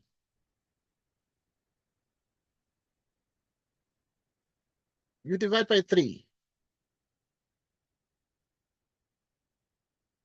You have the sine of this, which equals 2x cubed plus c.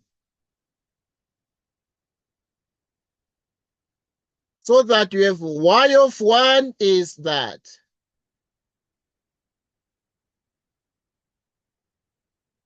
So y is pi, sine pi. X is 1,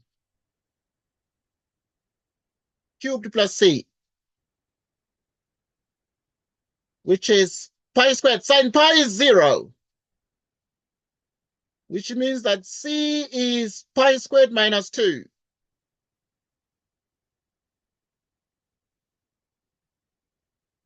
Two x cubed plus c, which is pi squared minus 2. Okay, but obviously they said note that in parts D and E, you cannot express y explicitly because there's no way quite. It's hard to, in parts D and E, you don't need to make y the subject. You can just leave it like this. So obviously that is what we have done exactly in part D.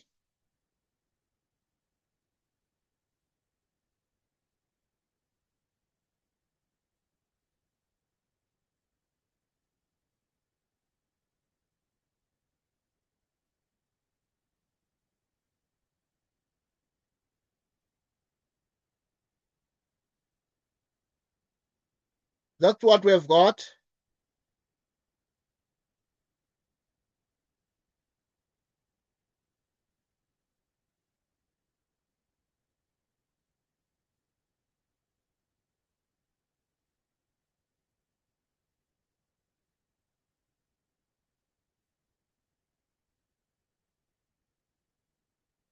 Okay, that is what we have got.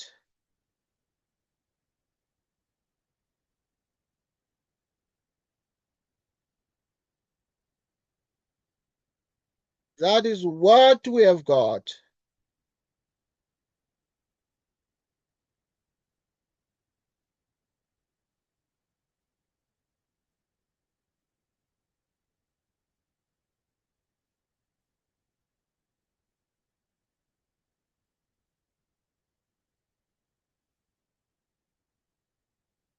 Any question on this one so far? Think about it.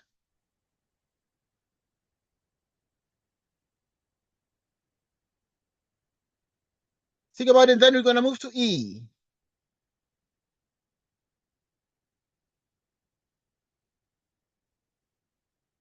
It's exactly the answer they got here. And then the next thing we're going to do is E. And then you're going to take a break from E. Because we shall be left like 7 and 8. Question 7 and 8. But you're going to take a break from E. Okay, because this is what separation of variables about. What is separation of variables?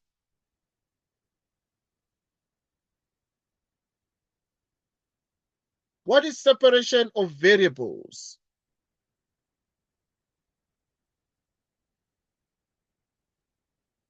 What is separation of variables?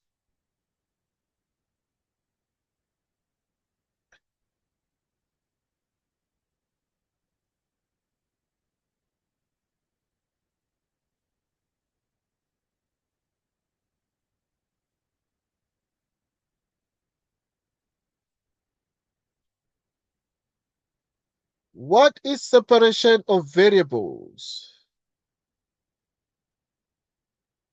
This is separation of variables, yeah? Let's look at the next question.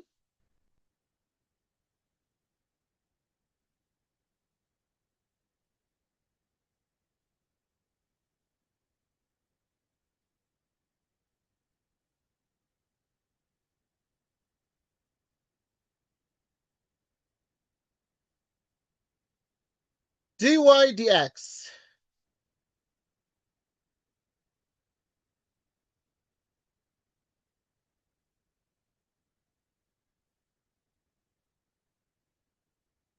Okay, yeah. Let's just remove the initial condition.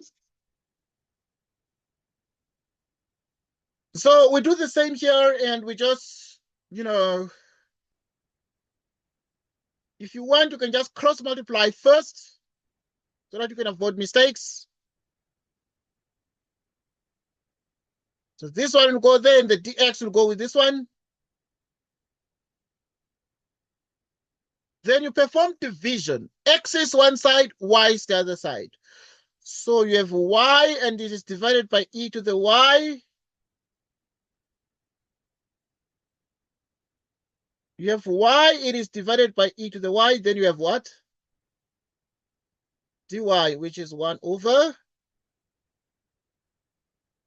dx. Like this. Then at this point,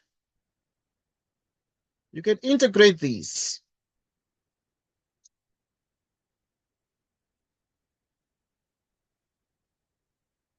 X squared minus 4 dx.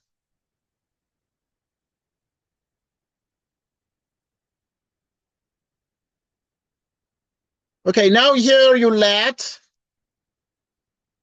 u be y. Here you can only use integration by parts. dv be what? dv be e to the minus y dy.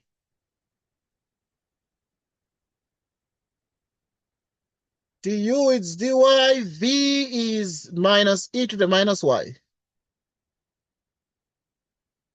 So this integral here becomes the integral of what? It becomes u. Let me write it properly.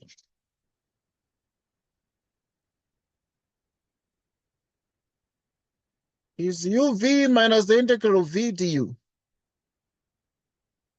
Which is u. What is u? U is y.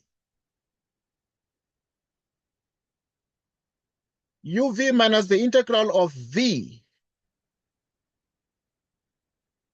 du is dy.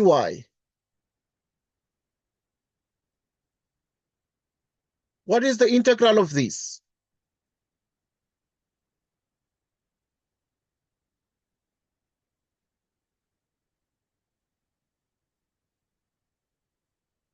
So here you can add an arbitrary constant of integration C1 because we only integrated one side. Now we need to find the integral of this, but the integral of this is partial fractions this.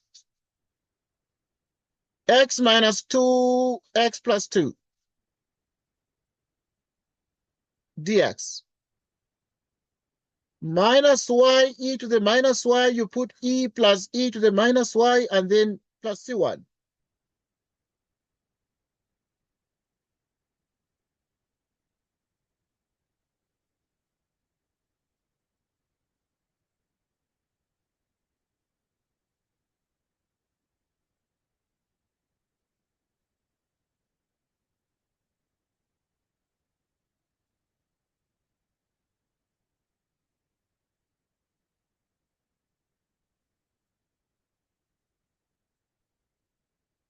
Okay, now let us check this out.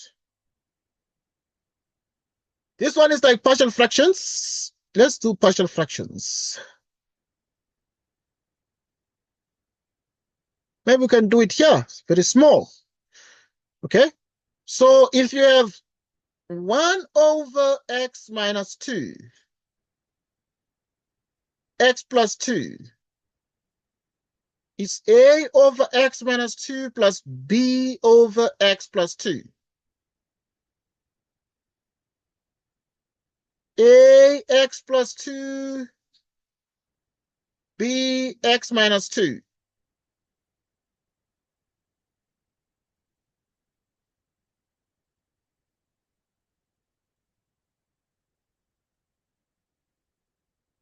Which is a plus bx.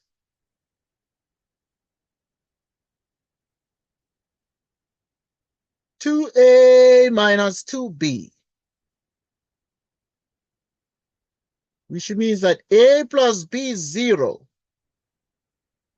2a minus 2b is 1. This one means that a minus b is 1. Adding these two would mean that 2a is 1, which means that a is 1/2. If a is 1/2, use this one. This one says that a plus b is 0, which means that b is minus a. But we have already got that a is 1/2, so b is minus 1/2. This is equal to the integral of this. The integral of this is going to be a over. What is the a? The a is 1/2 over x minus 2. The b is minus 1/2 over the x plus 2, and then you have the dx like this. So to integrate this one is just the partial fraction decomposition process. Okay, we have this.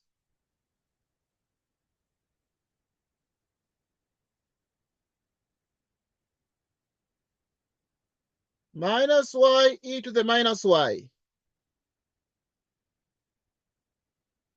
E to the minus y plus c1.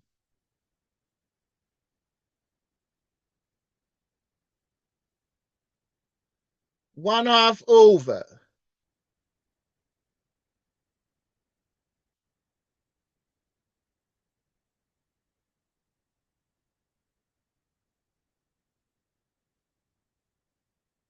Which is x plus 2 dx.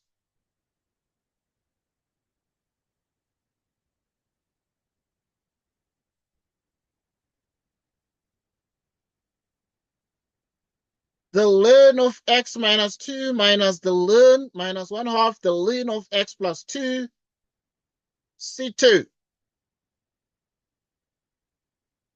Minus y e to the minus y plus e to the minus y is equal to 1/2, the ln of this.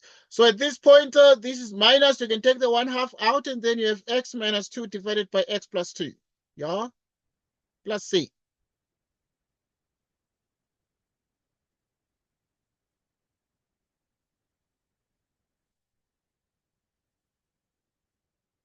Minus y e to the minus y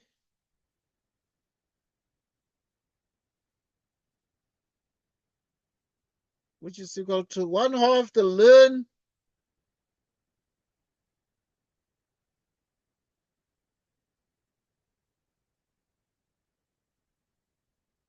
y at 5 is 1. Y is 1. X is 5.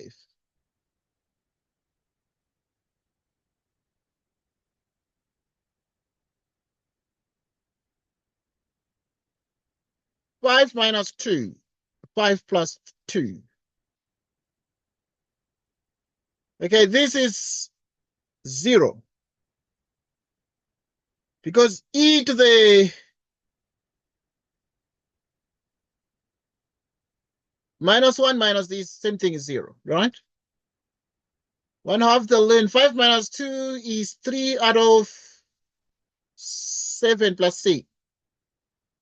C is minus 1/2 the ln of 3 out of 7. So we get this. That will be the C in E.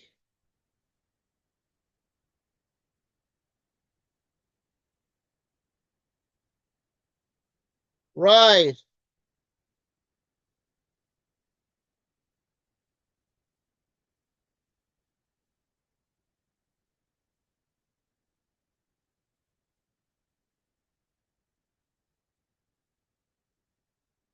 So that's what we have.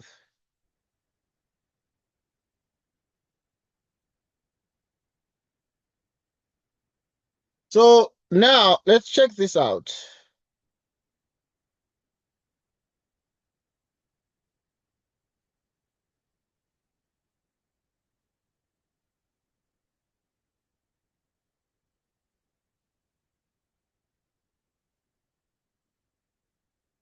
So if this is the case,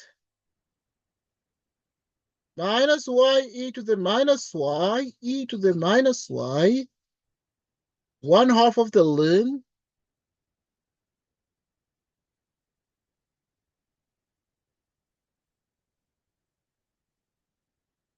three out of 7.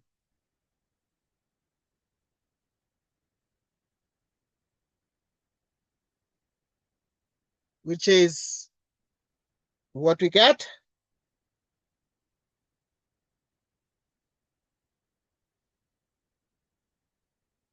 This is what we get. So let us check this out.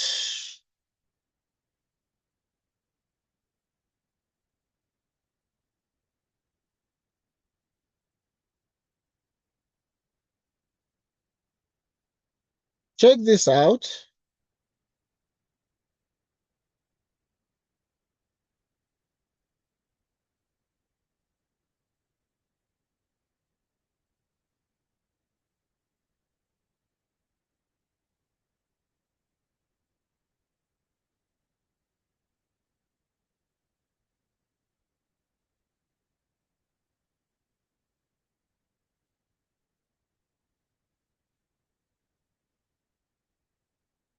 Okay, so we get this.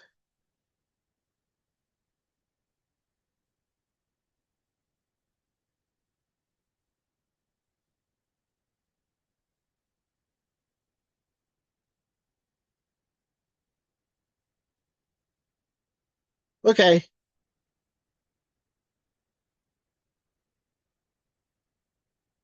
Okay.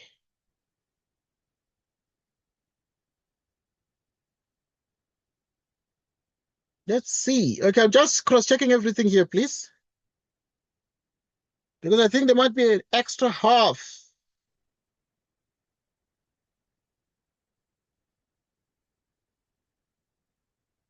There's an extra half that is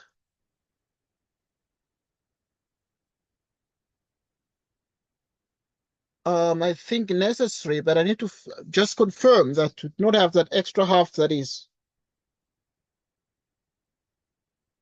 Okay, just do a quick check and see what we have here. The extra half, please. Just 1 second.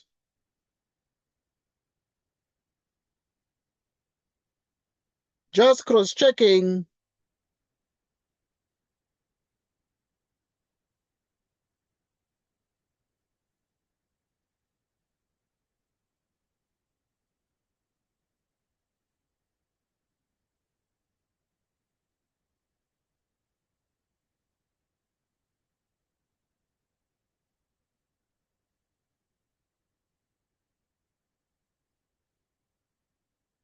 Okay, yeah, I see this is going to be a quarter. Let's see now.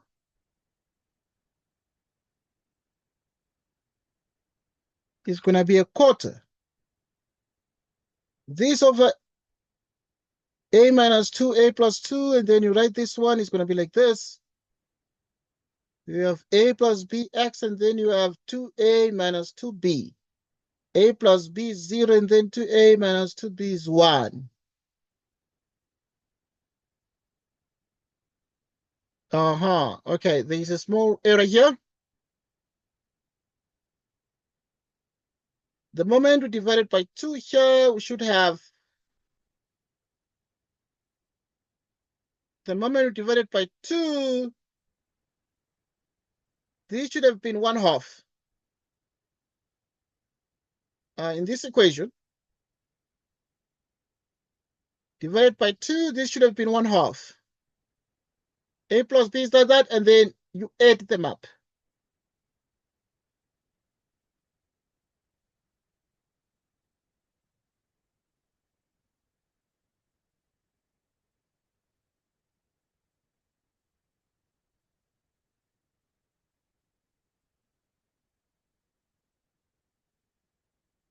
Which means that 2a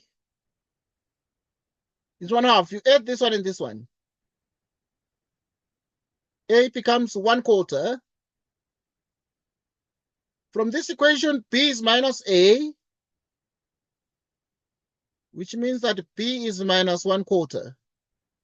So a is 1/4 and b is minus 1/4. Come here, you put a quarter.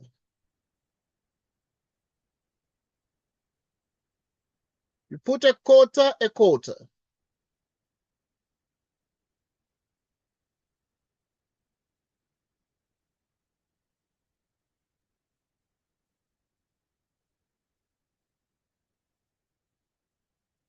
A quarter, a quarter, a quarter, a quarter. A quarter.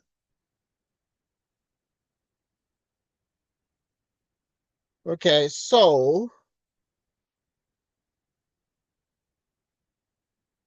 which is exactly this. So you could have a quarter. Okay, and then once you get the quarter, you come here and then here you have a quarter. A quarter, a quarter, a quarter. And then you shall have a quarter, a quarter. A quarter, a quarter, a quarter, a quarter. A quarter. 1/4. Okay, so that is the thing I wanted to mention. And there, let us check if there's nothing that was left out. And then we shall take a break.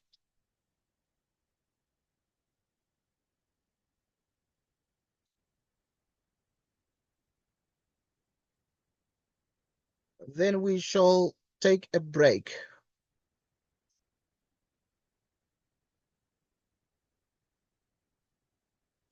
Okay.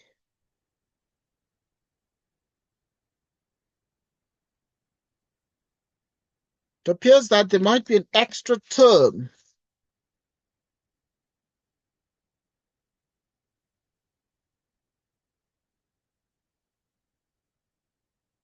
It appears that there might be an extra term. I'm trying to cross-check.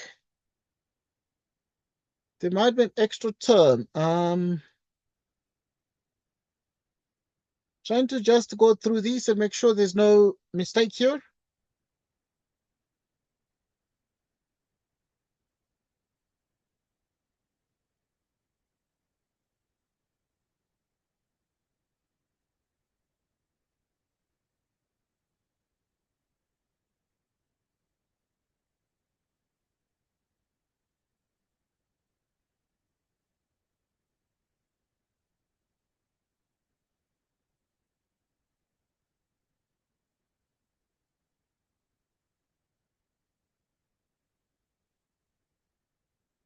Okay, let's just check. Check.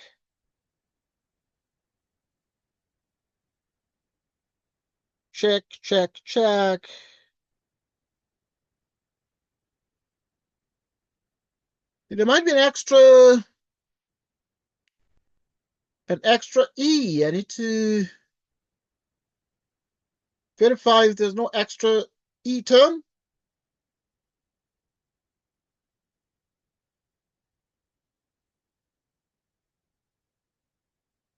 Okay, let's see now. UV minus these V du.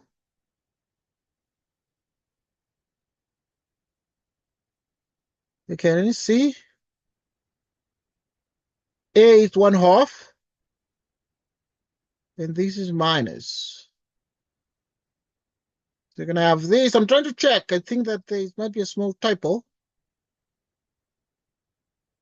And then you'd have that whenever x is 5, y is 1.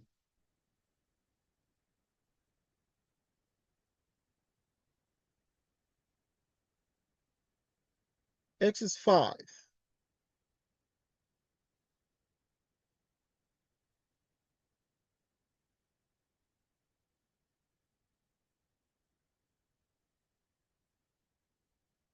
Okay.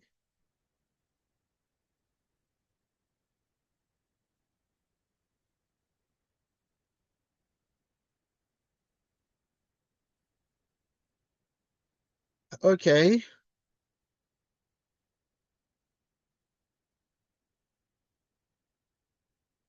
So now let us check this out and see if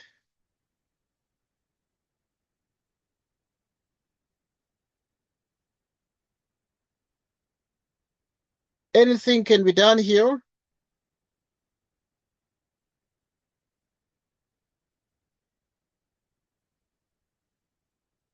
Let's see if anything can be done here.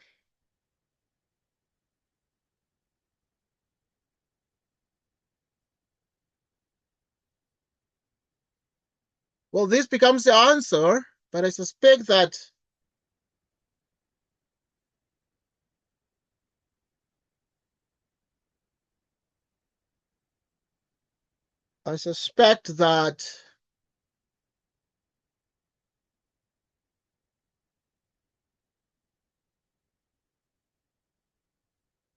y is 1. Let's see what we've got here. If anything,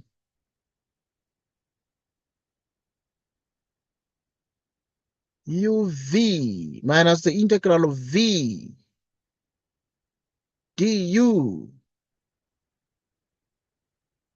Okay, the couple of checks I'm doing. Just 1 second. I suspect there is a missing term. But now I will, in the y,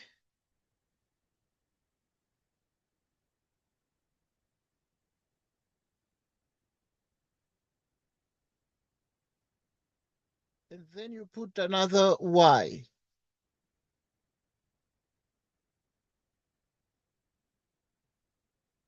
Okay, which is exactly that.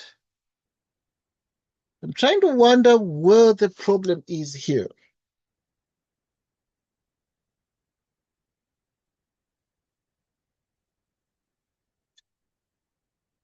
I'm trying to wonder, okay, just wait a minute.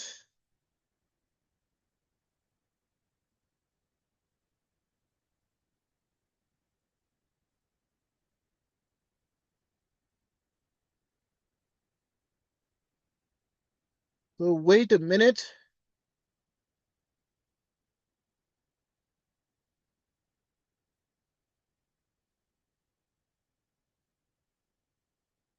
You get exactly this and you get that. There's an extra thing I think that is sort of missing here. And you have that. Not just one term.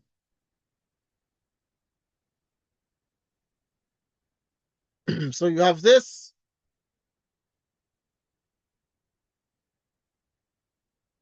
And you have exactly that.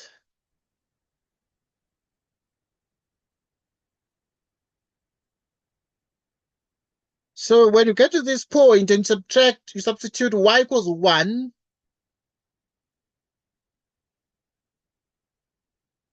It's going to be exactly a 0. Okay. Going to be exactly a 0 because y is simply 1.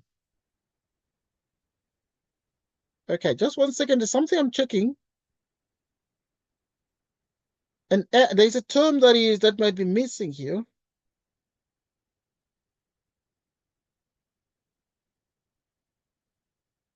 There might be a missing term. See, missing term. Uh-huh. Trying to see.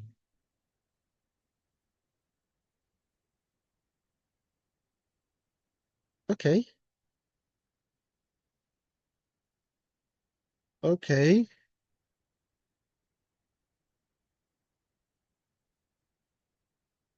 Okay.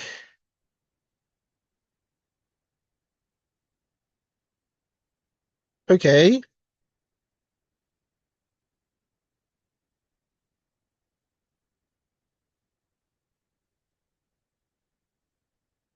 I'm trying to see if there is a small error, but you see, for some odd reason,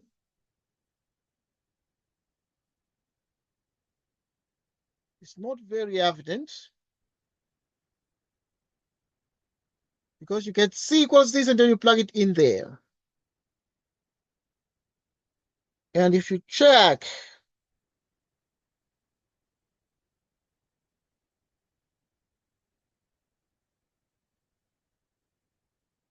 you'll get exactly that.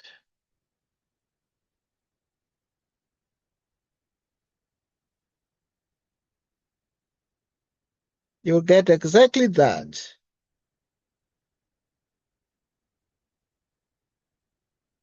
There's a small term that is missing. Let me just check once more.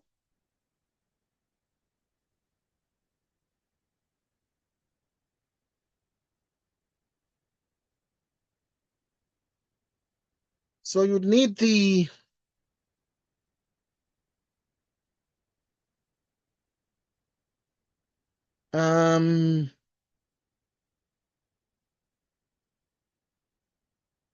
right. Okay, just 1 sec.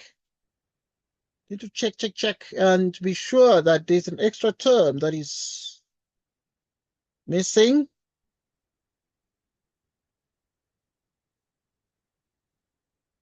So the y primed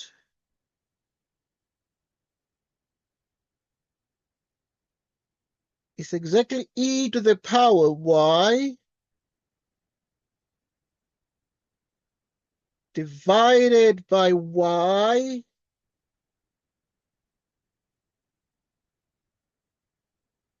x squared minus 4.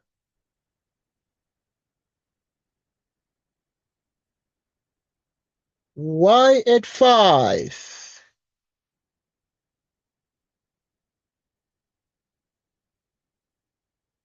Yeah, that's fine. Okay, just 1 second. I'm just checking. Y at 5 equals 1.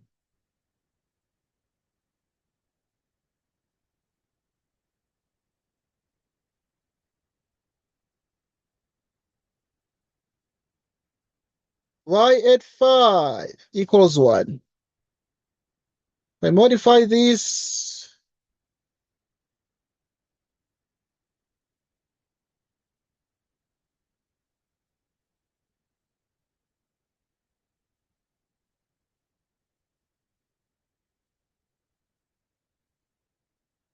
Okay.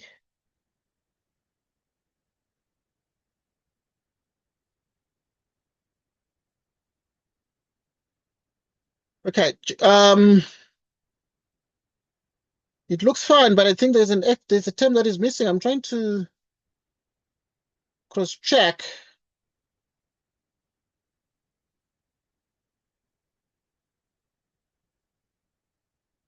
Right. I'm trying to cross check.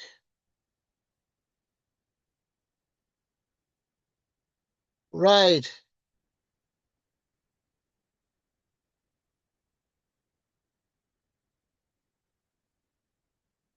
Okay, let's just go back and make sure that we have everything we need, because this is going to be exactly y divided by that.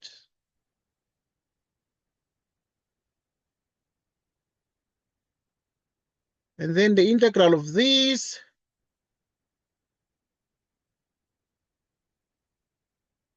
is exactly this. And then you have this, substitute y equals 1 and x equals 5. Right. We get this, and y equals 1. You have exactly that. And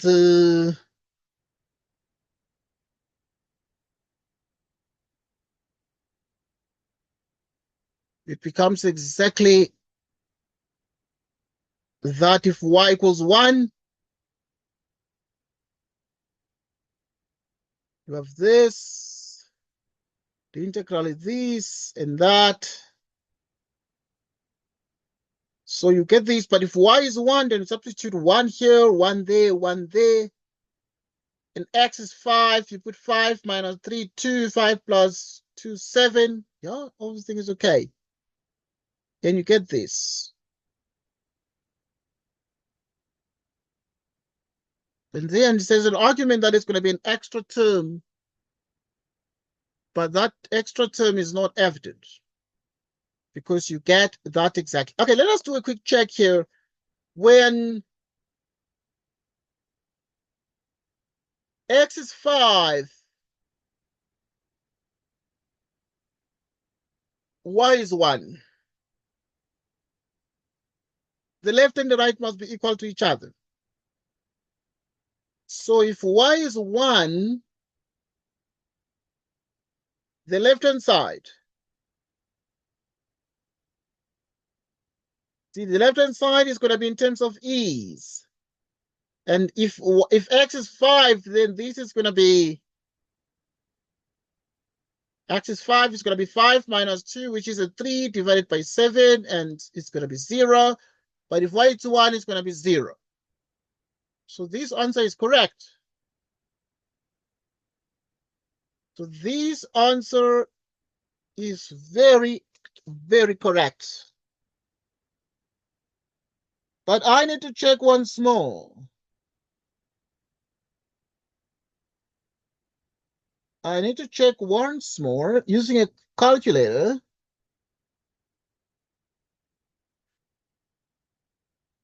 I need to check once more using a calculator.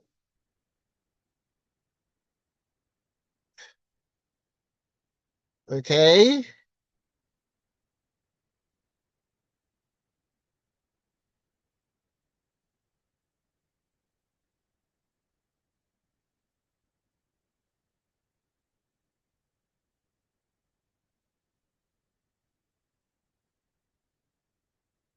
Okay. We pause to reason this out. dy dx, I'm just doing a final check so that you can have the answer to this, and to make sure that there's no right. So if you have dy dx, it looks very correct, but I need to be 100% sure. So the right is going to be an e to the power y. Oh, okay.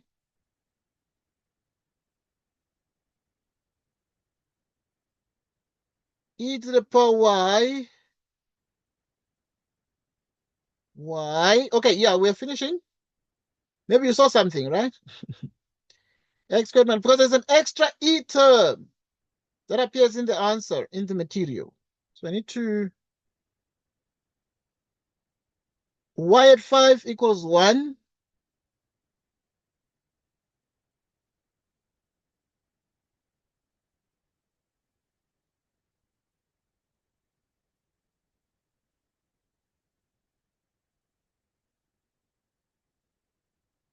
Right. Yeah, there's an extra term which is e over 2. Where is the e over 2 coming from? Okay, that's what I'm trying to check. Where is the e over 2 coming from? If this is the equation,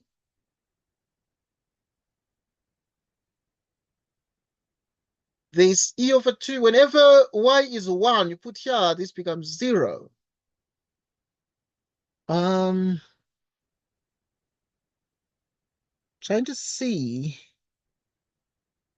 trying to inspect.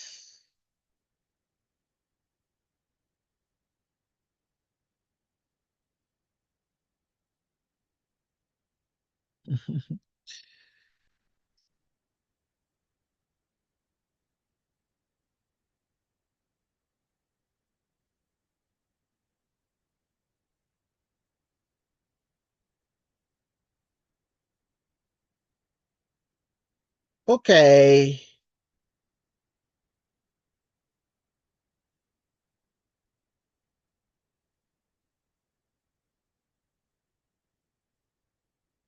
Okay.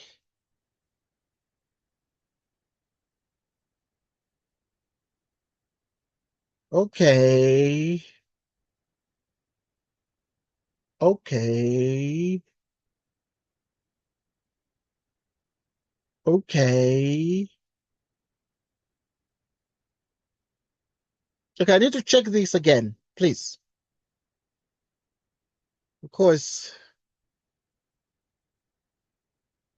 I need to check this again, please. We have dy dx, which is e to the y, x squared minus 4. We just need to check this, please. Because, might have, okay, we cross multiply this because we have e to the y dx. So we cross multiply and the y in brackets x squared minus 4, the dy is equal to e to the y dx. Next, you would have y dy, you divide by e to the y, which is dx, you divide by x squared minus 4.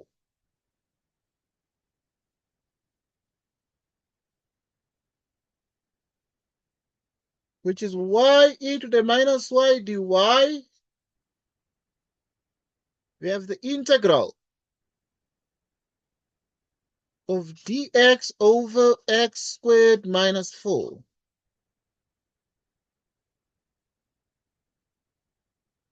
Okay.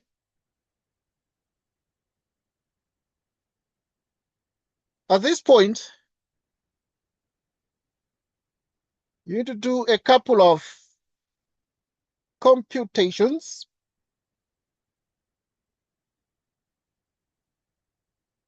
There might have been a sign error. But now, for example, if you let here, this one, let's first do this one. So you let u to be y, divide this.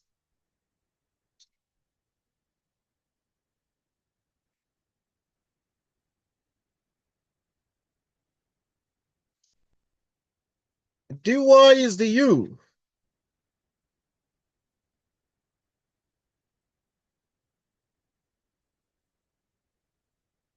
Which is uv minus the integral of v du.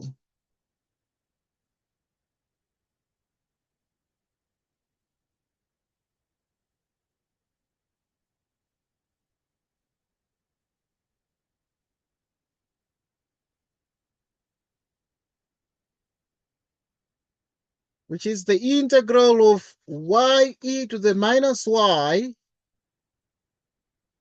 dy, which is u. What is u? Is y. The v is the minus. So is therefore going to be minus y e to the minus y minus the integral of v. There might have been a sign error. And then now you have the du, which is dy, which means y e to the minus y dy is minus y e to the minus y. Then we have a plus, and then it's going to be a minus. That's the reason. So that at this point, it's going to be minus y e to the minus that minus.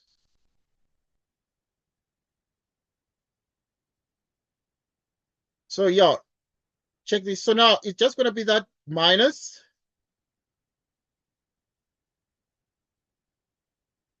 So this is going to be minus because it's going to be plus, but when you integrate again, it's going to be minus. So everything else is the same, but that is this term here, this minus e to the y, is going to be minus. It's going to be minus. That's going to be minus. That's going to be minus. So minus minus the e's. That's going to be minus. That's going to bring the extra e that I was talking about. So at this point, then you'd have minus e to the minus 1 minus e that.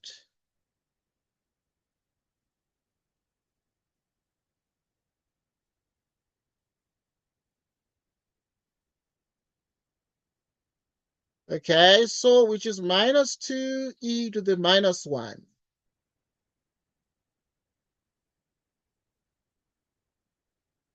Okay, so this is the term I was talking about. And then now, obviously, this is plus c. And then you move everything the other side.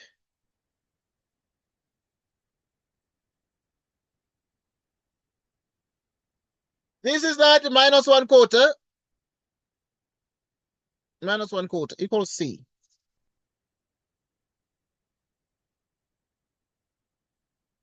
Equals c. Equals c. So that now at this point,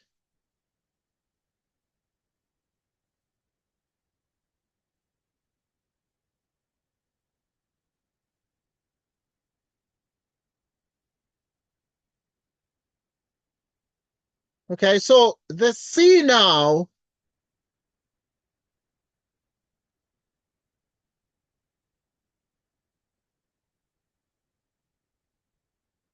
minus 1/4 the ln of 3 out of 7.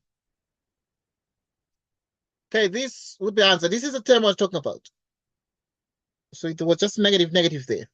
Okay, so when you get to this point, then it must all be okay. Let's cross check. There's just a minus that was missing there. We're concluding.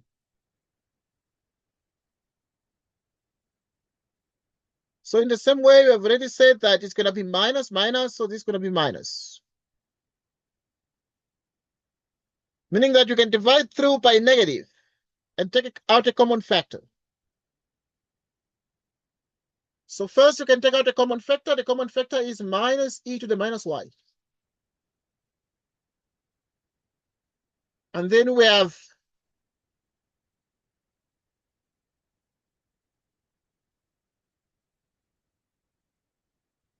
x, and then we have minus 2e to the minus 1 minus 1/4, the ln of 3 out of 7.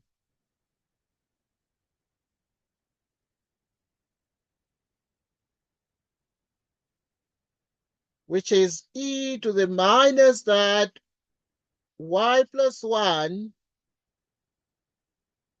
the ln of x minus 2 divided by x plus 2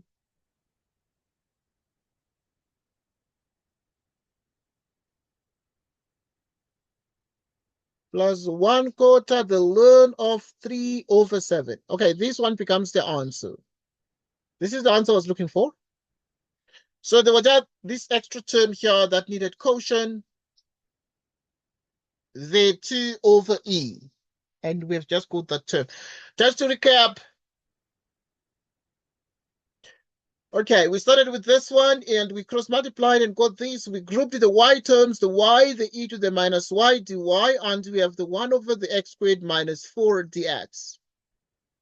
We realized that immediately the left-hand side is y e to the minus y, and then it requires integration by parts.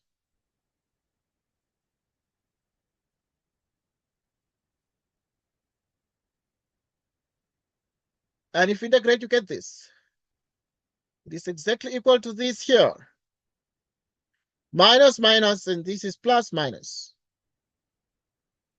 And you have minus, minus, plus, minus, and you get all these things here. You integrate these. Oh, obviously, we remember that we use integration. We use the partial fraction decomposition there. All right, we got all these here. We got this answer. And then we got the 2 over e, the 2 over e there, and this becomes the answer. It becomes the answer. In other words, the answer to this particular problem is e to the minus y plus 1, which is minus 1/4 the ln x minus 2, x plus 2, 2 over e, 1/4 the ln of 3 out of 7. Right. Okay, so we're done. We're going to take a break and we're going to return at 2. Okay, if you are free from 2 to 4. Right, for now, thank you so much for joining us. It was awesome having this discussion. Until 2 p.m., take care. And we're making this recording available in the next couple of minutes. Thank you, take care, and goodbye for now.